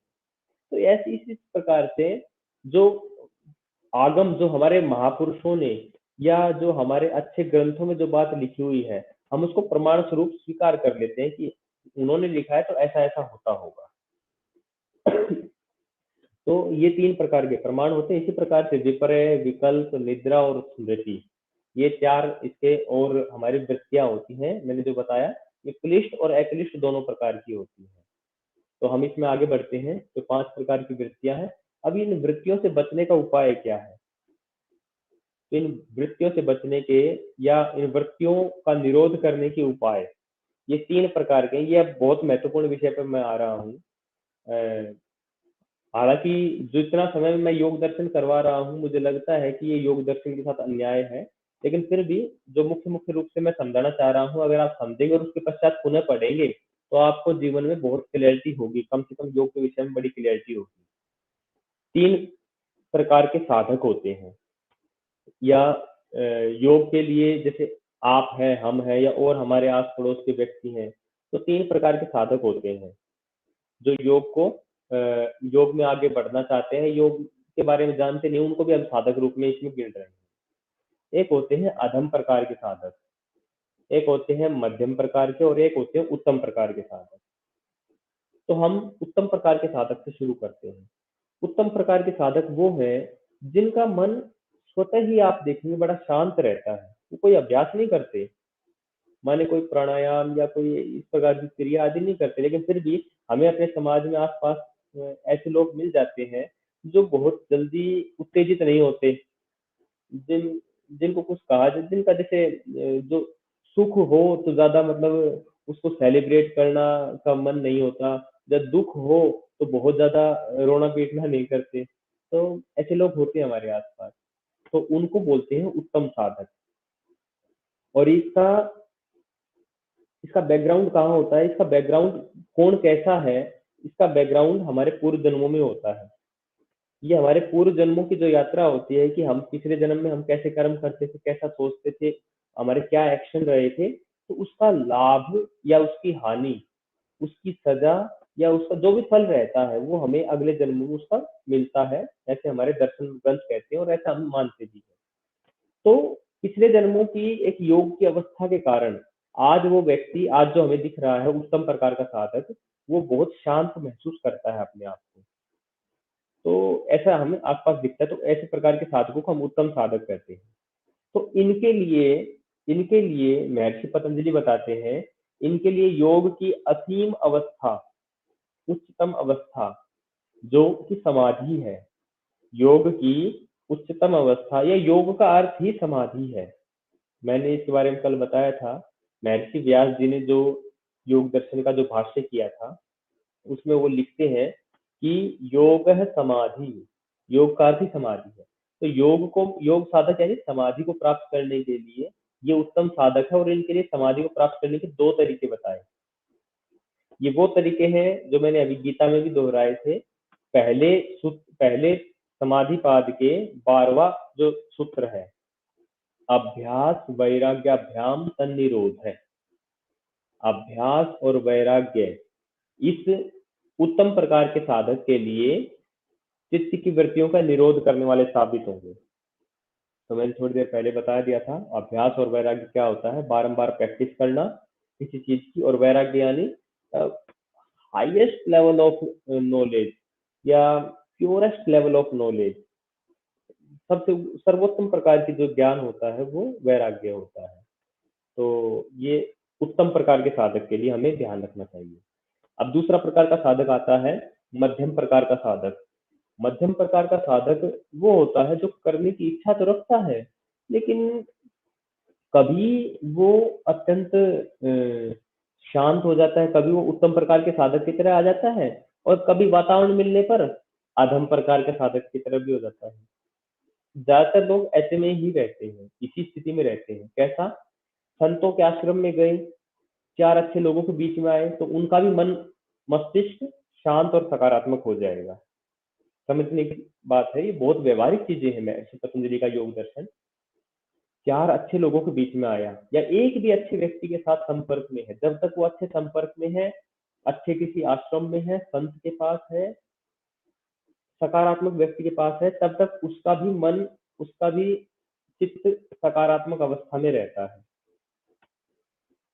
लेकिन जैसे उनसे दूर हुआ, एक नकारात्मक व्यक्ति के पास आया, तो उसका भी चित्त उनके जैसा हो गया। यानी जो वातावरण के अनुसार कभी इधर कभी उधर फ्लक्चुएट करता है, जिसकी अवस्था कभी ऊपर कभी नीचे होती रहती है, वो मध्यम प्रकार का साधक है। और दुनिया में, संसार में अधिकतम लोग मध्यम प्रकार के ही साधक हैं।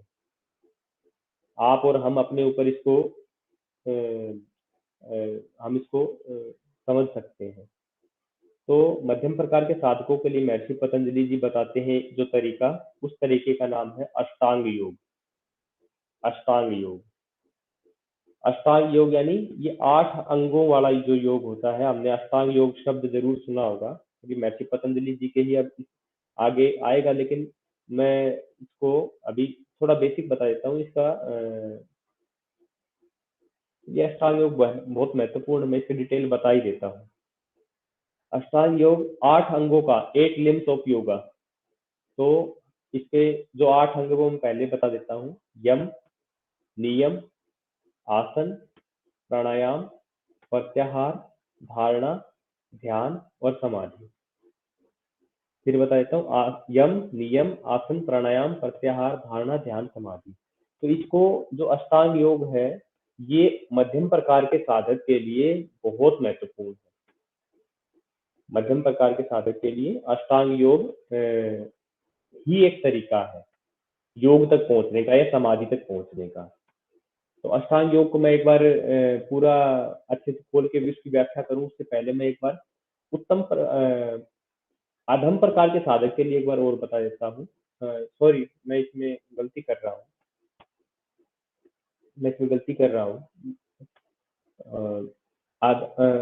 उत्तम प्रकार के साधक के लिए अभ्यास और वैराग्य मैंने बताया था, ठीक है। मध्यम प्रकार के साधक के लिए क्रिया योग है। मैं गलती को ठीक करता हूँ, मेरी गलती की। मध्यम प्रकार के साधक के लिए क्रिया योग आता है।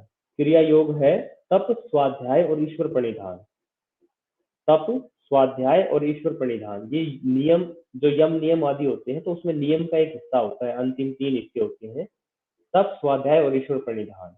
ये मध्यम प्रकार के साधक के लिए होता है। और अधम साधक के लिए, अधम जो सबसे निम्न कोटि का साधक होता है, उसके लिए अष्टांग योग है।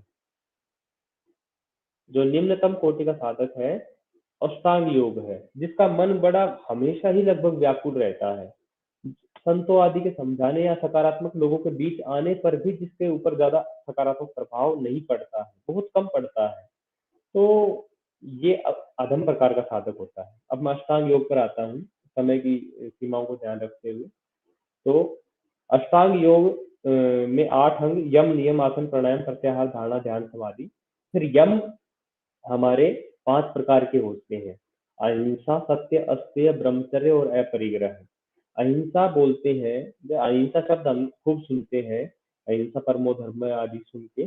तो अहिंसा का अर्थ जो हम लेते हैं उससे थोड़ा सा डीपर है। यहाँ पर अहिंसा का अर्थ हम समझते हैं किसी को मारना पीटना नहीं, किसी की मार पिटाई नहीं करना, तोड़ फोड़ ना करना। लेकिन अहिंसा का यहाँ पर और गहरा है। महर्षि पतंजलि जी के अनुसार वो कहते हैं फिजिकली, मेंटली और वर्बली, तीनों प्रकार से किसी के लिए हिंसा का भाव करना, हिंसा तो नहीं करना, लेकिन साथ ही हिंसा का भाव भी नहीं रखना, मन में सोचना भी नहीं, वो अहिंसा है।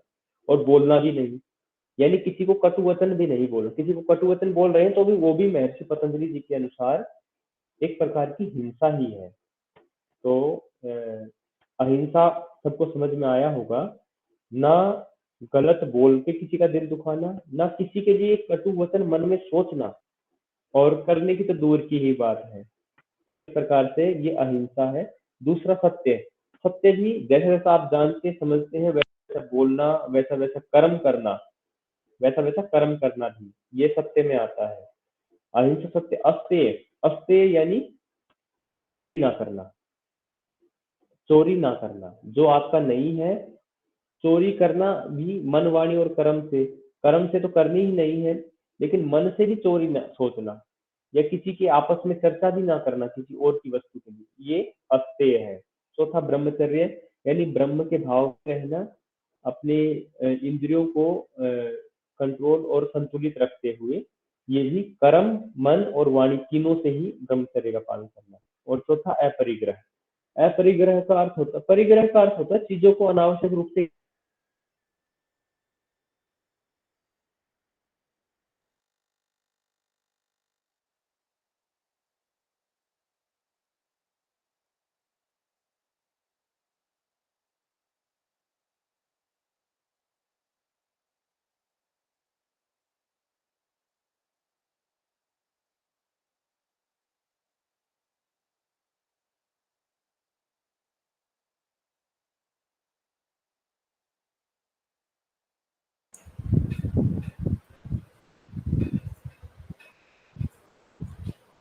कुछ इंटरनेट की तकनीकी समस्या। हाँ जी नीलेश, आप बोलिए एक बार। नेटवर्क कट गया था। हाँ नेट की समस्या हुई थी थोड़ी सी। जी जी जी जी। जी अब ठीक है, प्लीज ठीक, मैं कंटिन्यू। जारी रखता हूँ। हाँ, तो मैं बात कर रहा था अपरिग्रह। अपरिग्रह यानी अनावश्यक रूप से चीजों को इकट्ठा करने में अपनी ऊर्जा ना लगाना, तो ये हमारा अपरिग्रह कहलाता है। तो ये यम, इसी प्रकार नियम के 5 हिस्से हैं। नियम में आता है शौच, संतोष, तप, स्वाध्याय और ईश्वर प्रणिधान। शौच यानी शुचिता, साफ सफाई। अब ये साफ सफाई भी दोनों प्रकार की है, बाहर जहां हम रह रहे हो उसके आसपास भी साफ सफाई का वातावरण हो, लेकिन भीतर भी साफ सफाई हो, उसके लिए भी हमें जागरूक रहना है। ये शौच नियम के अंतर्गत आता है महर्षि पतंजलि जी के अनुसार। संतोष, महर्षि पतंजलि जी इन सब यम और नियम का और सभी अष्टांग योग का लाभ भी बताते हैं। तो उसमें संतोष का जब वो लाभ बताते हैं तो कहते हैं संतोषात अनुत्तम सुख लाभ है। संतोष जैसा दुनिया में कोई सुख और कोई लाभ इसके जैसा बराबर नहीं। तो ये बहुत बड़े अपने आप में बहुत बड़ी स्टेटमेंट हो जाती है। तो संतोष का लाभ हम इससे समझ सकते हैं। संतोष यानी पूर्ण कर्म, पूर्ण पुरुषार्थ साथ हमें जो प्राप्त हुआ है उसमें सेटिस्फाई हमें रहना है। तो ये संतोष हुआ। सोच, संतोष, तप।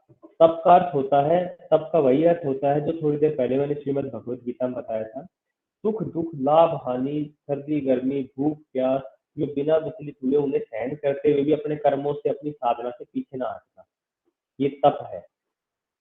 तपस्या का अर्थ जबरदस्ती अपने आप को तकलीफ देना नहीं है। आपके मार्ग में जो परिस्थितियां बन रही है, जो आपके लक्ष्य के मध्य परिस्थितियां बन रही है, उन परिस्थितियों के लिए अपने परिश्रम से पीछे नहीं हटना।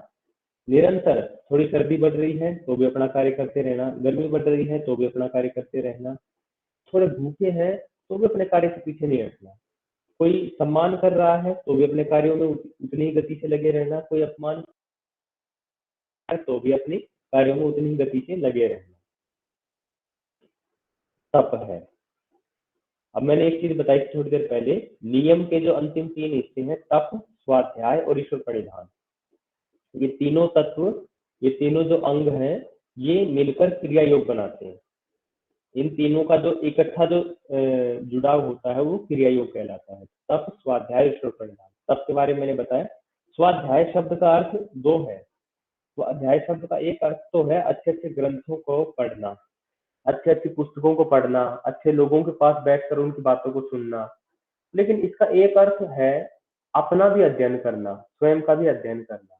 समय समय पर मैं किस प्रकार से मेरा जीवन चल रहा है, किस प्रकार की विचार शैली मेरी चल रही है, किस प्रकार के कर्म कर रहा हूँ, इन सबको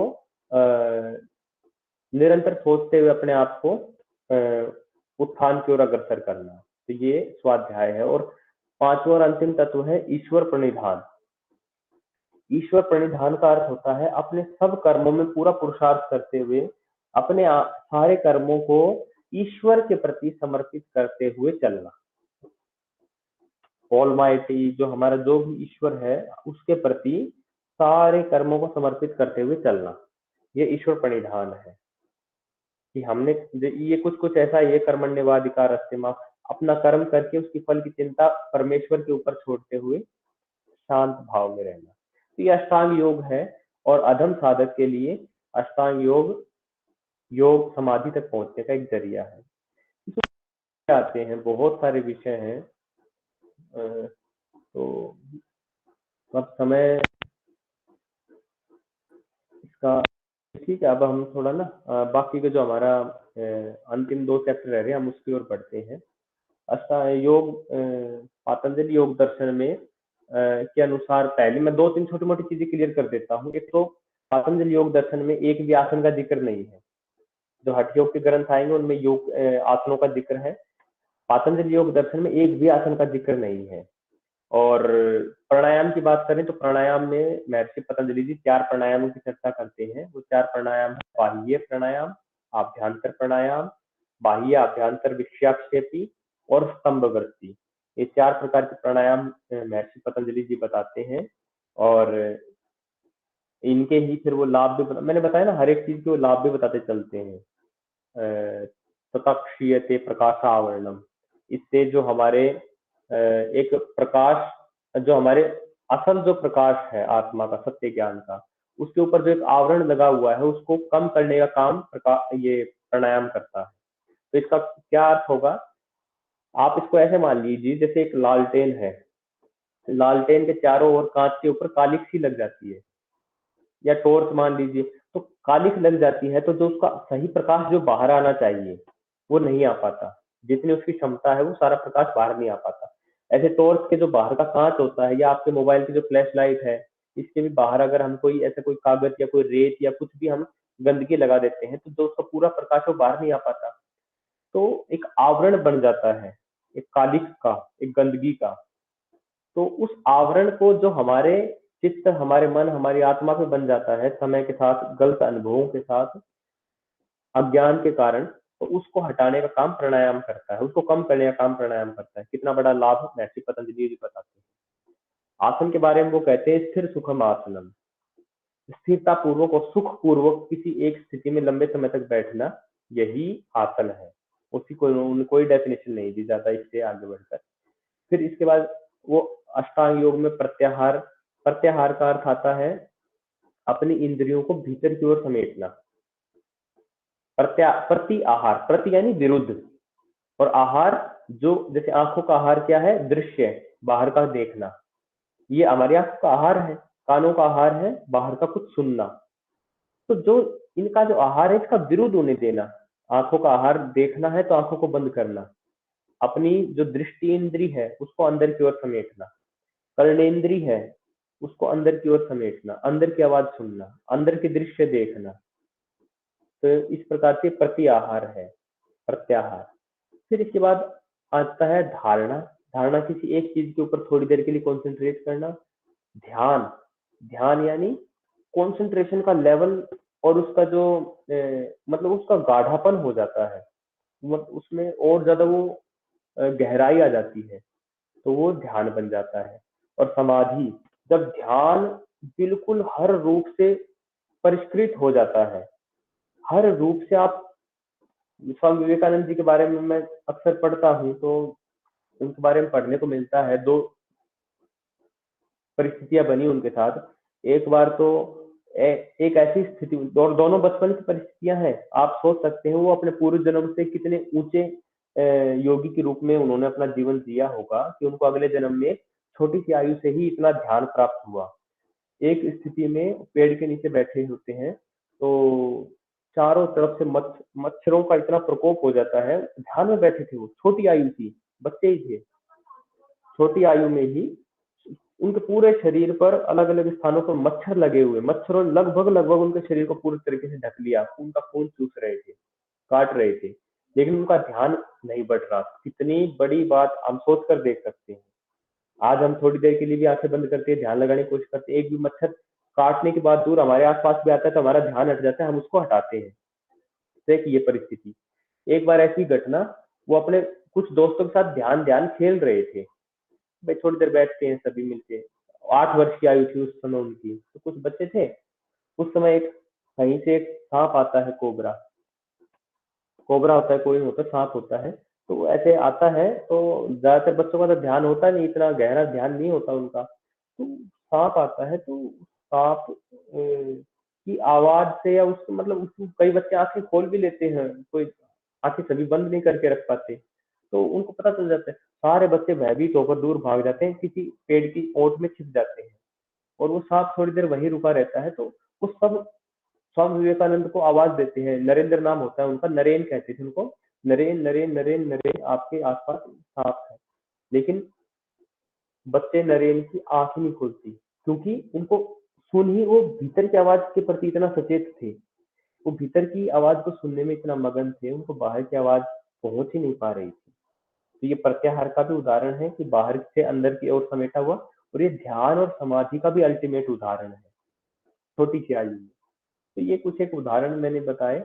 आइए अब हम अगले 10 मिनट में थोड़ा सा हठ योग के ग्रंथ हैं उनको हम कर लेते हैं। अब हमारा अगला चैप्टर आता है हठ प्रदीपिका का। हठ प्रदीपिका में हमारे हठ योग के ग्रंथ, पहले तो हठ शब्द जो है, आप अपने क्वेश्चन अगर आपके पास हो बीच बीच में तो आप तैयार रखिएगा, आप लिख कर भी रख सकते हैं ताकि पूछ लीजिएगा बाद में। जो अगर मुझे पता होगा तो मैं बता दूंगा, और नहीं पता होगा तो मैं आगे अगले लेक्चर में आपको पता करके बता दूंगा। तो हठ का अर्थ वो नहीं होता जो हम अक्सर समझते हैं। हठ योग यानी कोई जबरदस्ती या जिद्दीपने से किया हुआ योग नहीं होता। हठ शब्द का अर्थ होता है और ठे, दो शब्द, दो अक्षरों से बना है ये। तो हैकार और ठेकार बोलते हैं इनको, जैसे ओम, ओम के साथ ओंकार बोला जाता है। तो है और ठे, तो है और ठे दोनों अपना अलग अलग अर्थ लिए हुए हैं। है और ठे का मिलन वो हठयोग होता है। और है और ठे का मतलब क्या है और ठे का मतलब है सूर्य और चंद्रमा। है और ठे का मतलब है दिन और रात। है और ठे का मतलब है सुबह और शाम। है और ठे का मतलब है शिव और पार्वती। है और ठे का मतलब है पुरुष और प्रकृति। यानी जो विपरीत, जो दो ध्रुव है, उन दोनों का मिलना वो हठ योग है। अब ये कैसे है तो उसके डिटेल में अगर मैं जाऊं तो समय लगेगा। जैसे हमारे दो नासिकाएं होती है, दोनों में अलग अलग स्वर चलता है। जो हमारे राइट नोस्ट्रिल होती है ये चंद्र स्वर होता है, और लेफ्ट नोस्ट्रिल होती है ये सूर्य स्वर होता है। तो सूर्य स्वर यानी इस स्वर से अगर हमारी श्वासें लंबे, और ये थोड़ी थोड़ी देर में बदलते रहते हैं, अभी भी आप चेक कर सकते हैं।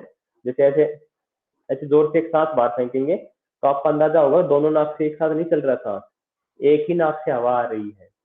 तो इस समय जैसे अगर मैं कहूँ तो मेरे सूर्य स्वर अभी चल रहा है।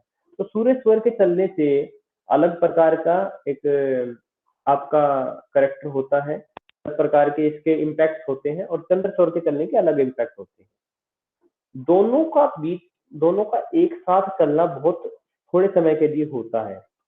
नैसर्गिक रूप से अपने थोड़ी बहुत नेचुरली अगर थोड़ी देर के लिए होता है, लेकिन जब व्यक्ति योग साधना की ऊंचाई पर होता है तो ये योग हाय और ठे के बिल्कुल बीच में एक सुषुम्ना नाड़ी होती है। जैसे ये सूर्य स्वर और चंद्र स्वर है, इनको ईड़ा और पिंगला भी बोलते हैं। ईड़ा किसे बोलते हैं? चंद्र स्वर जो है, जो हमारी लेफ्ट नोस्ट्रिल है, ये ईड़ा है। ईड़ा, IDA, ईड़ा।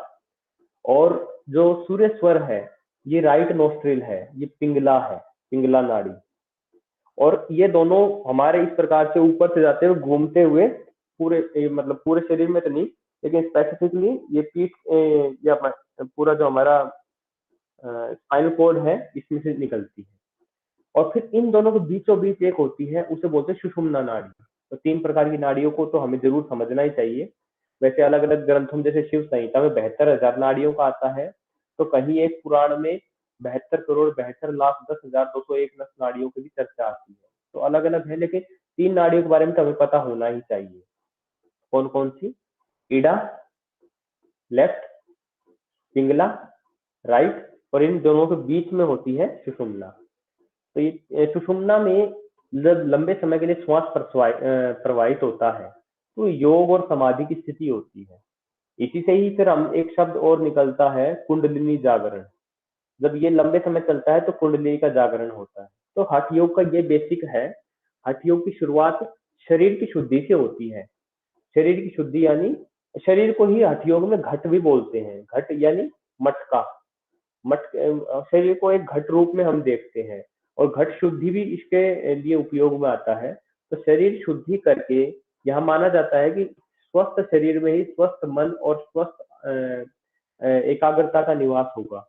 तो उस हिसाब से उस बेस को लेते हुए आपको घट शुद्धि यानी षटकर्म से शुरुआत की जाती है। षटकर्म कौन कौन से होते हैं, अब मैं इसकी बेसिक की अब शुरुआत कर देता हूँ। तो अब हम हठ योग के बारे में जान चुके हैं, तो इसके दो ग्रंथों को हम यहाँ पे पढ़ रहे हैं। एक है हठ प्रदीपिका। हठ प्रदीपिका ये स्वामी स्वात्माराम जी ने लिखी थी, और इसका लिखने का कालखंड एकदम कंफर्म नहीं है, लेकिन 1350 से 1550 के आसपास, यानी 14वीं और 16वीं शताब्दी के मध्य इसको माना जाता है। तो ये हठ प्रदीपिका आपकी स्वामी स्वात्माराम जी ने लिखी थी। इसमें 4 इसके चैप्टर्स हैं। कहीं कहीं सुनने में मिला है कि 5वां भी है, लेकिन आमतौर पे जो मुख्य धारणा है वो 4 चैप्टर्स की मानी जाती है। इसे इसलिए चतुरांग योग भी कहा जाता है। तो चतुरांग योग में आसन, प्राणायाम, मुद्राबंध और नाद अनुसंधान। तो आसनों का जो पहला चैप्टर है, इसमें अलग अलग प्रकार के आसनों का वर्णन है। 15 आसन इसमें हठ प्रदीपिका में बताए हैं। दूसरा प्राणायाम का जो चैप्टर, प्राणायाम में भी कुछ आसन भी है, कुछ प्राणायाम भी है। प्राणायाम को यहाँ पर कुंभक नाम से कहा गया है। कुंभक आप लोगों ने सुना होगा, जो हम इनहेल करते हैं श्वास, उसको योग की भाषा में पूरक बोलते हैं। पूरक, POORAK, पूरक इनहेलेशन को। और एक्सहेलेशन को रेचक बोलते हैं, रेचक। और होल्डिंग को कुंभक बोलते हैं। तो कई बार हम पूरक करके जैसे इनहेल करने के बाद होल्ड करते हैं तो उसको अंतः कुंभक बोलते हैं, क्योंकि अंदर सांस को होल्ड कर रहे हैं।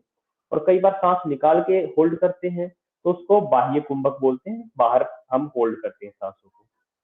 तो ये आपका कुंभक प्राणायाम के बारे में बताया। 8 प्राणायाम है यहाँ पर। एक नाड़ी शोधन भी है जो आज के समय अनुलोम विलोम के रूप में प्रचलित है, लेकिन अनुलोम विलोम और नाड़ी शोधन में काफी अंतर है।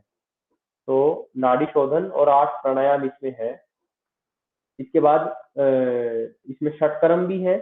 षटकर्मों में 6 क्रियाएं होती हैं: नेति, धोती, बस्ती, नोली, त्राटक और कपालभाति। ये 6 है। तो नेति ये सेम, बिल्कुल सेम एग्जैक्ट घेरंड संहिता में भी है, तो मैं वहां उसकी चर्चा नहीं करूंगा, मैं यहीं पर एक बार बता देता हूँ। नेति क्रियाएं होती हैं, आप लोगों ने देखा होगा कई बार एक नेति पोट होता है, लोटे जैसा एक होता है, प्लास्टिक का भी होता है, कॉपर का भी, स्टील का भी। तो उसके एक हिस्से में एक टोटी जैसी लगी होती है, तो उसको उसमें पानी भरा जाता है। तो उसकी डिटेल में नहीं बताऊंगा, अभी समय इतना नहीं है। तो उसको एक नासिका में डालकर दूसरे से निकाल दिया जाता है। तो ये अंदर से उसका एक एग्जिट वे होता है, तो निकल जाता है। तो नेति एक प्रकार की वो है। इसी से थोड़ी सी डीपर होती है रबड़ नेति, जिसमें रबड़ नहीं, एग्जैक्ट उसको बोले तो सूत्र नेति होती है। तो सूत्र नेति को उसमें निकाल के इसी प्रकार से नासिका से दूसरे नासिका से निकाल लेते हैं और रबिंग करते हैं कुछ देर। ये सारी चीज देखिए, आप सुन के कभी भी ट्राई मत कीजिएगा इसको सही एग्जैक्टली। कहीं मतलब आपका कोई अप्रोप्रिएट, आपका कोई जिन्होंने एक्सपीरियंस कोई व्यक्ति हो, तो उनके साथ ही उनके अंडर गाइडेंस शुरू कीजिएगा कभी करना हो तो ये नेति होती है। फिर धोती, धोती भी कई प्रकार की होती है। जैसे एक में तो 22 गज लंबा एक बिल्कुल साधारण सूती एक कपड़ा लिया जाता है, 4 उंगल चौड़ाई का। उसको शहद के साथ या किसी मलाई या किसी ऐसे घी आदि के साथ ऐसे थोड़ा सा आगे की तरफ बढ़ाते हैं, तो जाता जाता पेट में चला जाता है।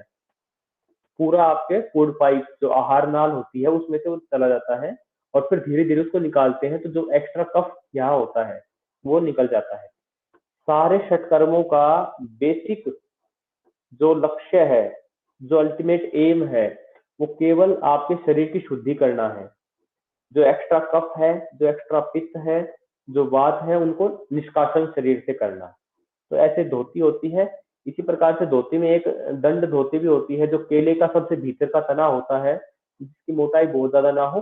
कई बार तो लोग शुरुआत में उसका भी अंदर डालकर उसको भी निकाला जाता है। तो सारी कठिन प्रक्रियाएं हैं, कभी ट्राई ना कीजिएगा ऐसे केवल सुनकर या पढ़कर। फिर त्राटक, त्राटक यानी एक टकटक, मतलब बिल्कुल एक टकटकी लगाकर, या तो सूर्य का त्राटक हम कर सकते हैं, दिए का त्राटक कर सकते हैं, या मोमबत्ती की लो का त्राटक कर सकते हैं। वो आंखों की शुद्धि के लिए बहुत अच्छा होता है। और इसी प्रकार से नोली, नोली प्रक्रियाएं भी मतलब 3 प्रकार की होती है: वाम नोली, दक्षिण नोली और भ्रमर नोली। वाम नोली यानी जो हमारे पेट के जो आते होते हैं, इस प्रकार से मतलब एक तरफ इनको दाएं तरफ खींच के रखा तो ये वाम नोली बनती है, बाएं और दाएं और खींच के रखा तो दक्षिण नोली बनती है, बाएं खींच के रखा तो वाम नोली, और अगर इसको घुमा दिया जाता है तो भ्रमर नोली बन जाती है। इसी प्रकार बस्ती, बस्ती प्रक्रिया 4 प्रकार की होती है। तो बस्ती प्रक्रिया में आपको गुदा मार्ग से पानी इंजेस्ट करना पड़ता है भीतर।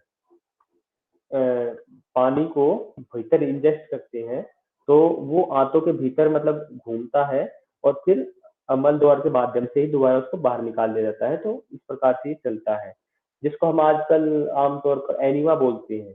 तो एनीमा ही ये बस्ती का स्वरूप है। और एक है कपालभाति। कपालभाति भी यहाँ पर वो कपालभाति नहीं है जो आज के समय काफी प्रसिद्ध है।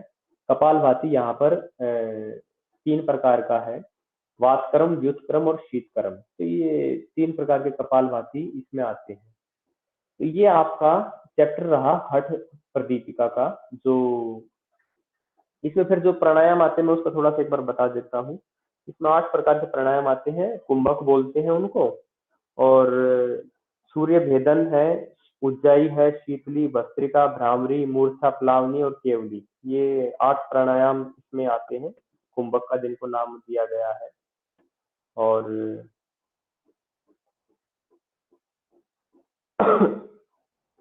तो इसके बारे में, हठ प्रदीपिका के बारे में ये इतना ही था। इसी प्रकार से अब हम घेरण संहिता का और देख लेते हैं। घेरण संहिता को लिखने वाले हैं महर्षि घेरण। महर्षि घेरण जी ने घेरण संहिता को लिखा और ये भी हठ योग का एक प्रमाणिक ग्रंथ है।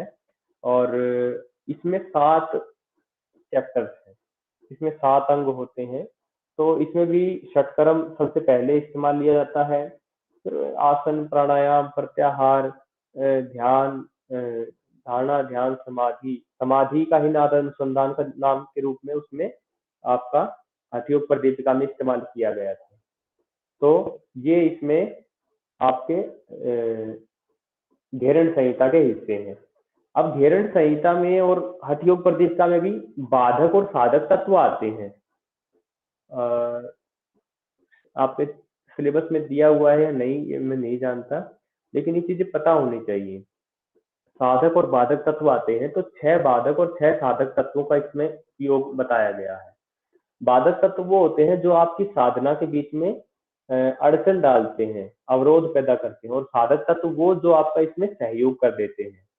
उत्साहात, धैर्यात, साहसाद, तत्वज्ञानश्च निश्चयात, जनसंग परित्यागात, षड्भिर योग प्रसिद्धयति। यानी ये 6 तो साधक तत्व हैं जो आपके योग को बड़ा बनाते हैं, सहारा देते हैं। क्या क्या? उत्साह, उत्साह होना चाहिए योगी में। कोई भी व्यक्ति योग की राह पर आ रहा है तो हमेशा उत्साह रहना चाहिए। निराशावादी व्यक्ति आगे नहीं बढ़ सकता। साहस, साहस क्यों? अब जैसे मैंने आपको बताया कि जल नीति होती है घट शुद्धि के लिए, शुद्ध एक्स्ट्रा कफ को निकालने के लिए। लेकिन कोई व्यक्ति, कोई कमजोर दिल का व्यक्ति सोचे कि एक तरफ से मैं पानी डालूं और यहाँ दूसरी तरफ से ना निकले और दिमाग में चढ़ जाए, तो ऐसे जो डरता है वो आगे नहीं बढ़ पाता। तो साहस होना चाहिए, उत्साह, साहस, धैर्य। तीसरा धैर्य, लेकिन धैर्य भी होना चाहिए। साहस जब अति कर जाता है तो धैर्य की बलि ले लेता है। तो धैर्य भी पूरा होना चाहिए, ताकि कई बार ऐसी कई परिस्थितियां बनती हैं कि आपको अपेक्षित जो परिणाम होते वो नहीं मिल पाते, लाभ नहीं मिल पाते। तो ऐसी स्थिति में धैर्य बड़ा काम आता है। उत्साह, साहस, धैर्य। अब धैर्य, जैसे आपने वो जो मैंने बताया था कि एक धोती क्रिया होती है जिसमें 22 गज की जो एक वो बहुत लंबी पट्टी होती है, उसको हम अंदर डालते हैं। व्यक्ति में धैर्य नहीं होगा तो उसे भीतर तक जाने ही नहीं दे पाएगा। साहस नहीं होगा तो भी नहीं जाएगी, लेकिन धैर्य नहीं होगा तो भी नहीं जाने दे पाएगा। और धैर्य नहीं होगा तो जब उसको निकालते हैं तो वो बहुत जल्दी जल्दी निकालेगा, जल्दी निकालेगा तो अपने शरीर का नुकसान करेगा। तो धैर्य भी बहुत जरूरी है। उत्साह, साहस, धैर्य, तत्व ज्ञानश्च निश्चय। तत्व ज्ञान, तत्व ज्ञान होना चाहिए। बेसिक बेसिक चीजों का नॉलेज जरूर होना चाहिए। निश्चय, दृढ़ निश्चय होना चाहिए। और जनसंग परित्यागात, बहुत सारे लोगों से मेल जोल। योग की भूमि में, योग की अगर हम कोई व्यक्ति बढ़ रहा है समाधि की ओर, तो बहुत सारे लोगों से जो मेल जोल होता है उसमें सकारात्मक, नकारात्मक सब प्रकार के होते हैं। तो उनका प्रभाव हमारे ऊपर पड़ता है। तो जनसंग से भी दूर रहना चाहिए, बहुत सारे भीड़ भाड़ में भी। और वैसे भी मल्टीपल लोगों से बातचीत या उन सब चीजों से, इस सब से भी उन्होंने दूर रहना मतलब ठीक बताया। जनसंघ का परित्याग करेंगे तो वो एक इसमें सहयोगी चीज है। ऐसे ही अगर हम बाधक तत्वों की बात करें तो प्रजल्पो नियम आग्रह है। प्रजल्पो यानी बहुत ज्यादा बात करने वाला, नियम आग्रह यानी अपने नियम में रहने वाला, कि भाई अगर योग आपसे डिमांड करता है कि आप साधक हो तो आपको सुबह 4 बजे उठना चाहिए, लेकिन आपने अपना मन में नियम का आग्रह बना रखा है कि नहीं मैं तो 7 बजे से पहले नहीं उठूंगा, तो ये नियम आग्रह है, बाधक तत्व होता है, ये इसमें चलता नहीं है। प्रजल्पो नियम आग्रह है। जनसंग भी इसमें एक बहुत बड़ी बाधा होता है। बहुत ज्यादा परिश्रम भी इसमें एक बाधा होता है। पूरा सूत्र मुझे अभी स्मरण नहीं हो पा रहा है। तो 4 तो ये हो गए, तो इसके देखता हूँ अगर इसमें मिल जाता है तो।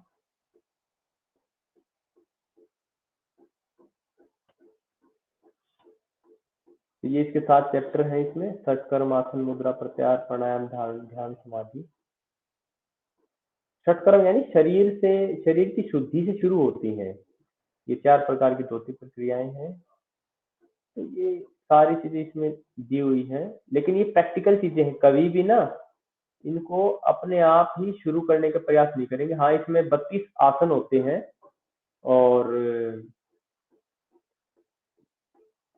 ये इसके 25 प्रकार की मुद्राएं होती हैं इसमें। ये एक दिन या 10-15 मिनट के वाले चैप्टर चीजें नहीं होती हैं, ये इसमें कम से कम 2-3 महीने का पूरा कोर्स है।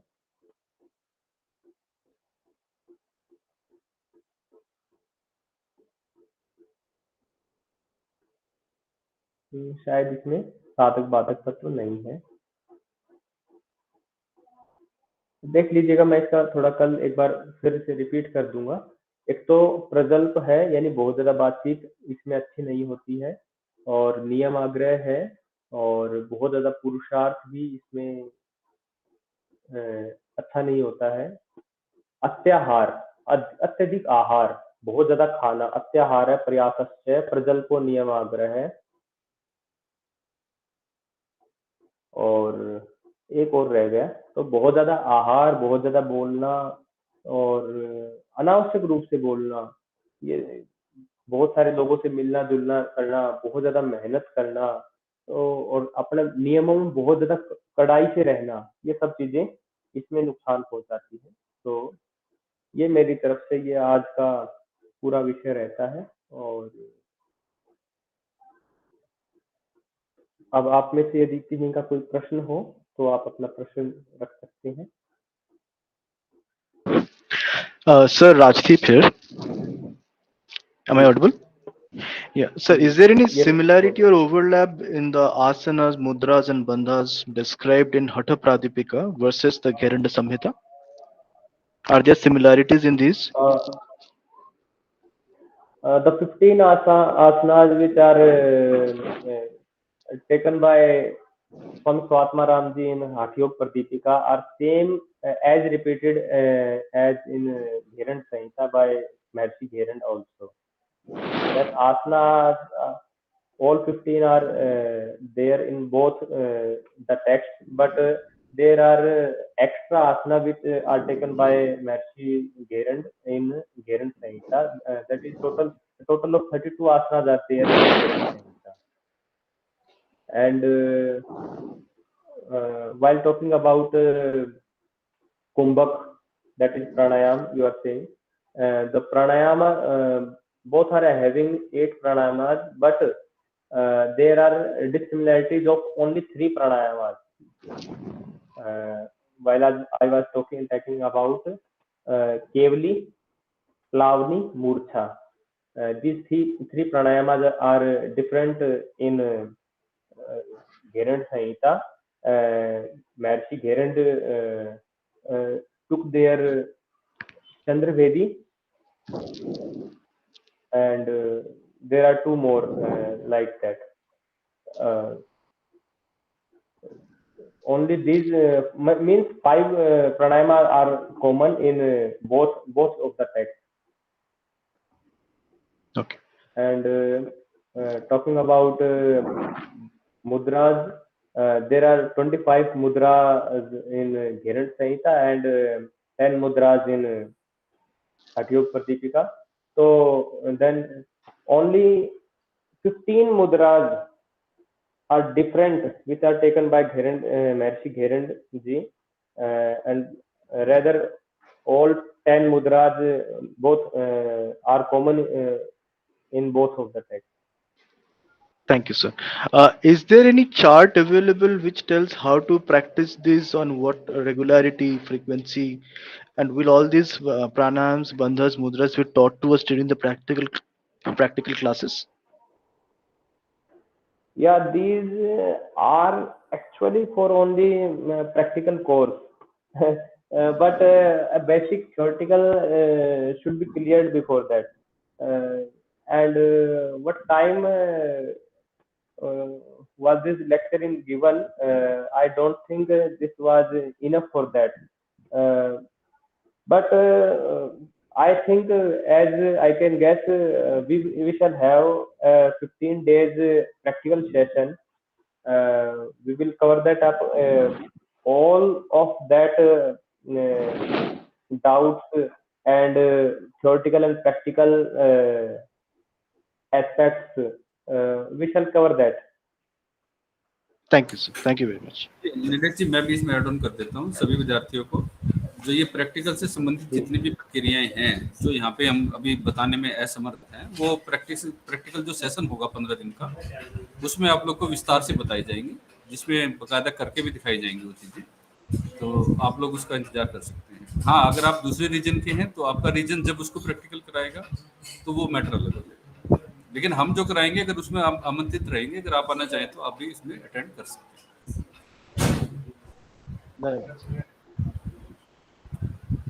ठीक है नीलेश भाई, आज का सर एक क्वेश्चन था। हाँ पूछे। एक्चुअली में जो हमको सर डिटेल ईमेल आया ना सर, ईमेल में जो क्लासेस का टाइम है और डेट है ना, वो 15, 17, 19 ऐसे है। तो आज का क्लास का डेट था नहीं, तो आपने कल बोला था कि कल मिलते हैं, तो इसलिए ज्वाइन किया। इसलिए आदमी लोग कम है सर, मुझे ऐसा लगता है। नहीं, हमने जो चार्ट डाला हुआ है, हमने तो अगर आप हमारी आरसी की वेबसाइट पे देखेंगे तो उसमें सारी डेटें मेंशन है, टाइम मेंशन है। क्योंकि हमारे पास जो मेल आया ना सर, उसमें कंटिन्यू क्लासेस नहीं है, एक दिन छोड़ के एक दिन है, तो इसके लिए मुझे लगता है कि काफी लोग ज्वाइन नहीं कर पाए लगता है। हाँ, वीरेंद्र जी सही कह रहे हैं। 15 के बाद 17 का था, तो लेकिन कल डिक्लेयर हो गया था तो इसलिए कर लिया आज। आगे मुझे का तो अभी कल क्लास है ना सर? अच्छा, ये मेरे को ध्यान नहीं था नीलेश, कि मैं तो सोच रहा था कि कंटिन्यूएशन में ही है। अच्छा चलो कोई बात नहीं, कल ज्यादा होगा तो हम ये वीडियो उनको लिए उपलब्ध करा देंगे सभी को। हाँ ठीक है सर। कल और लास्ट में सर थोड़ा सा क्लियर मैसेज दे दीजिए कि भाई कल क्लास है। अच्छा, मैं इसमें एक रिक्वेस्ट कर लेता हूँ, अभी पार्टिसिपेंट्स भी उपलब्ध हैं। कल की क्लास अगर ना करके परसों कर ले तो अगर आपको ठीक लगे। एक मिनट ठहरो, मैं अपना क्रॉस चेक कर लूँ कि अगर ऐसा हुआ है तो वो मेरे संज्ञान में शायद मेरी अज्ञानता का प्रतीक हो सकता है वो। ना ऐसा कुछ नहीं हो, थोड़ा हो जाता है कभी।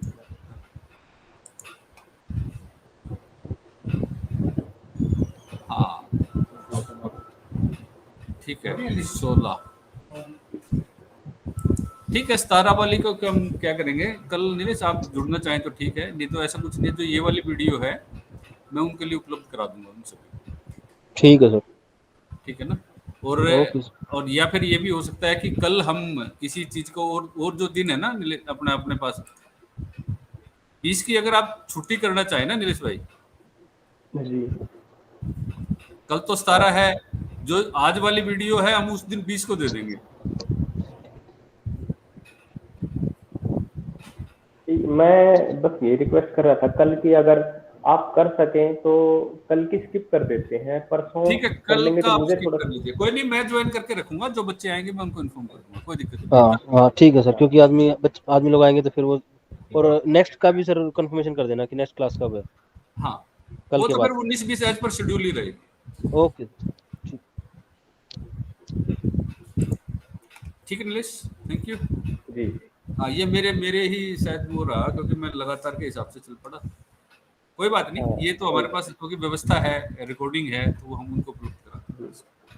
अच्छा सर, ये रिकॉर्डिंग हमको वापस सुननी हो तो कौन से चैनल पे किधर मिलेगी? आप देख लो आरसी की अभी वेबसाइट के ऊपर, अभी आप देखेंगे फेसबुक के ऊपर अवेलेबल है, हमारी यूट्यूब चैनल के ऊपर उपलब्ध है। यूट्यूब का चैनल नाम क्या है सर? चैनल किस नाम से है? Regional centre Chandigarh.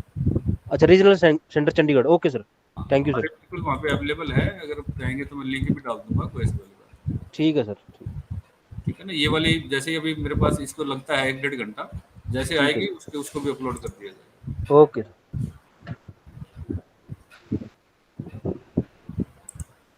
ठीक है नीलेश भाई, थैंक यू। धन्यवाद, सभी का धन्यवाद। धन्यवाद।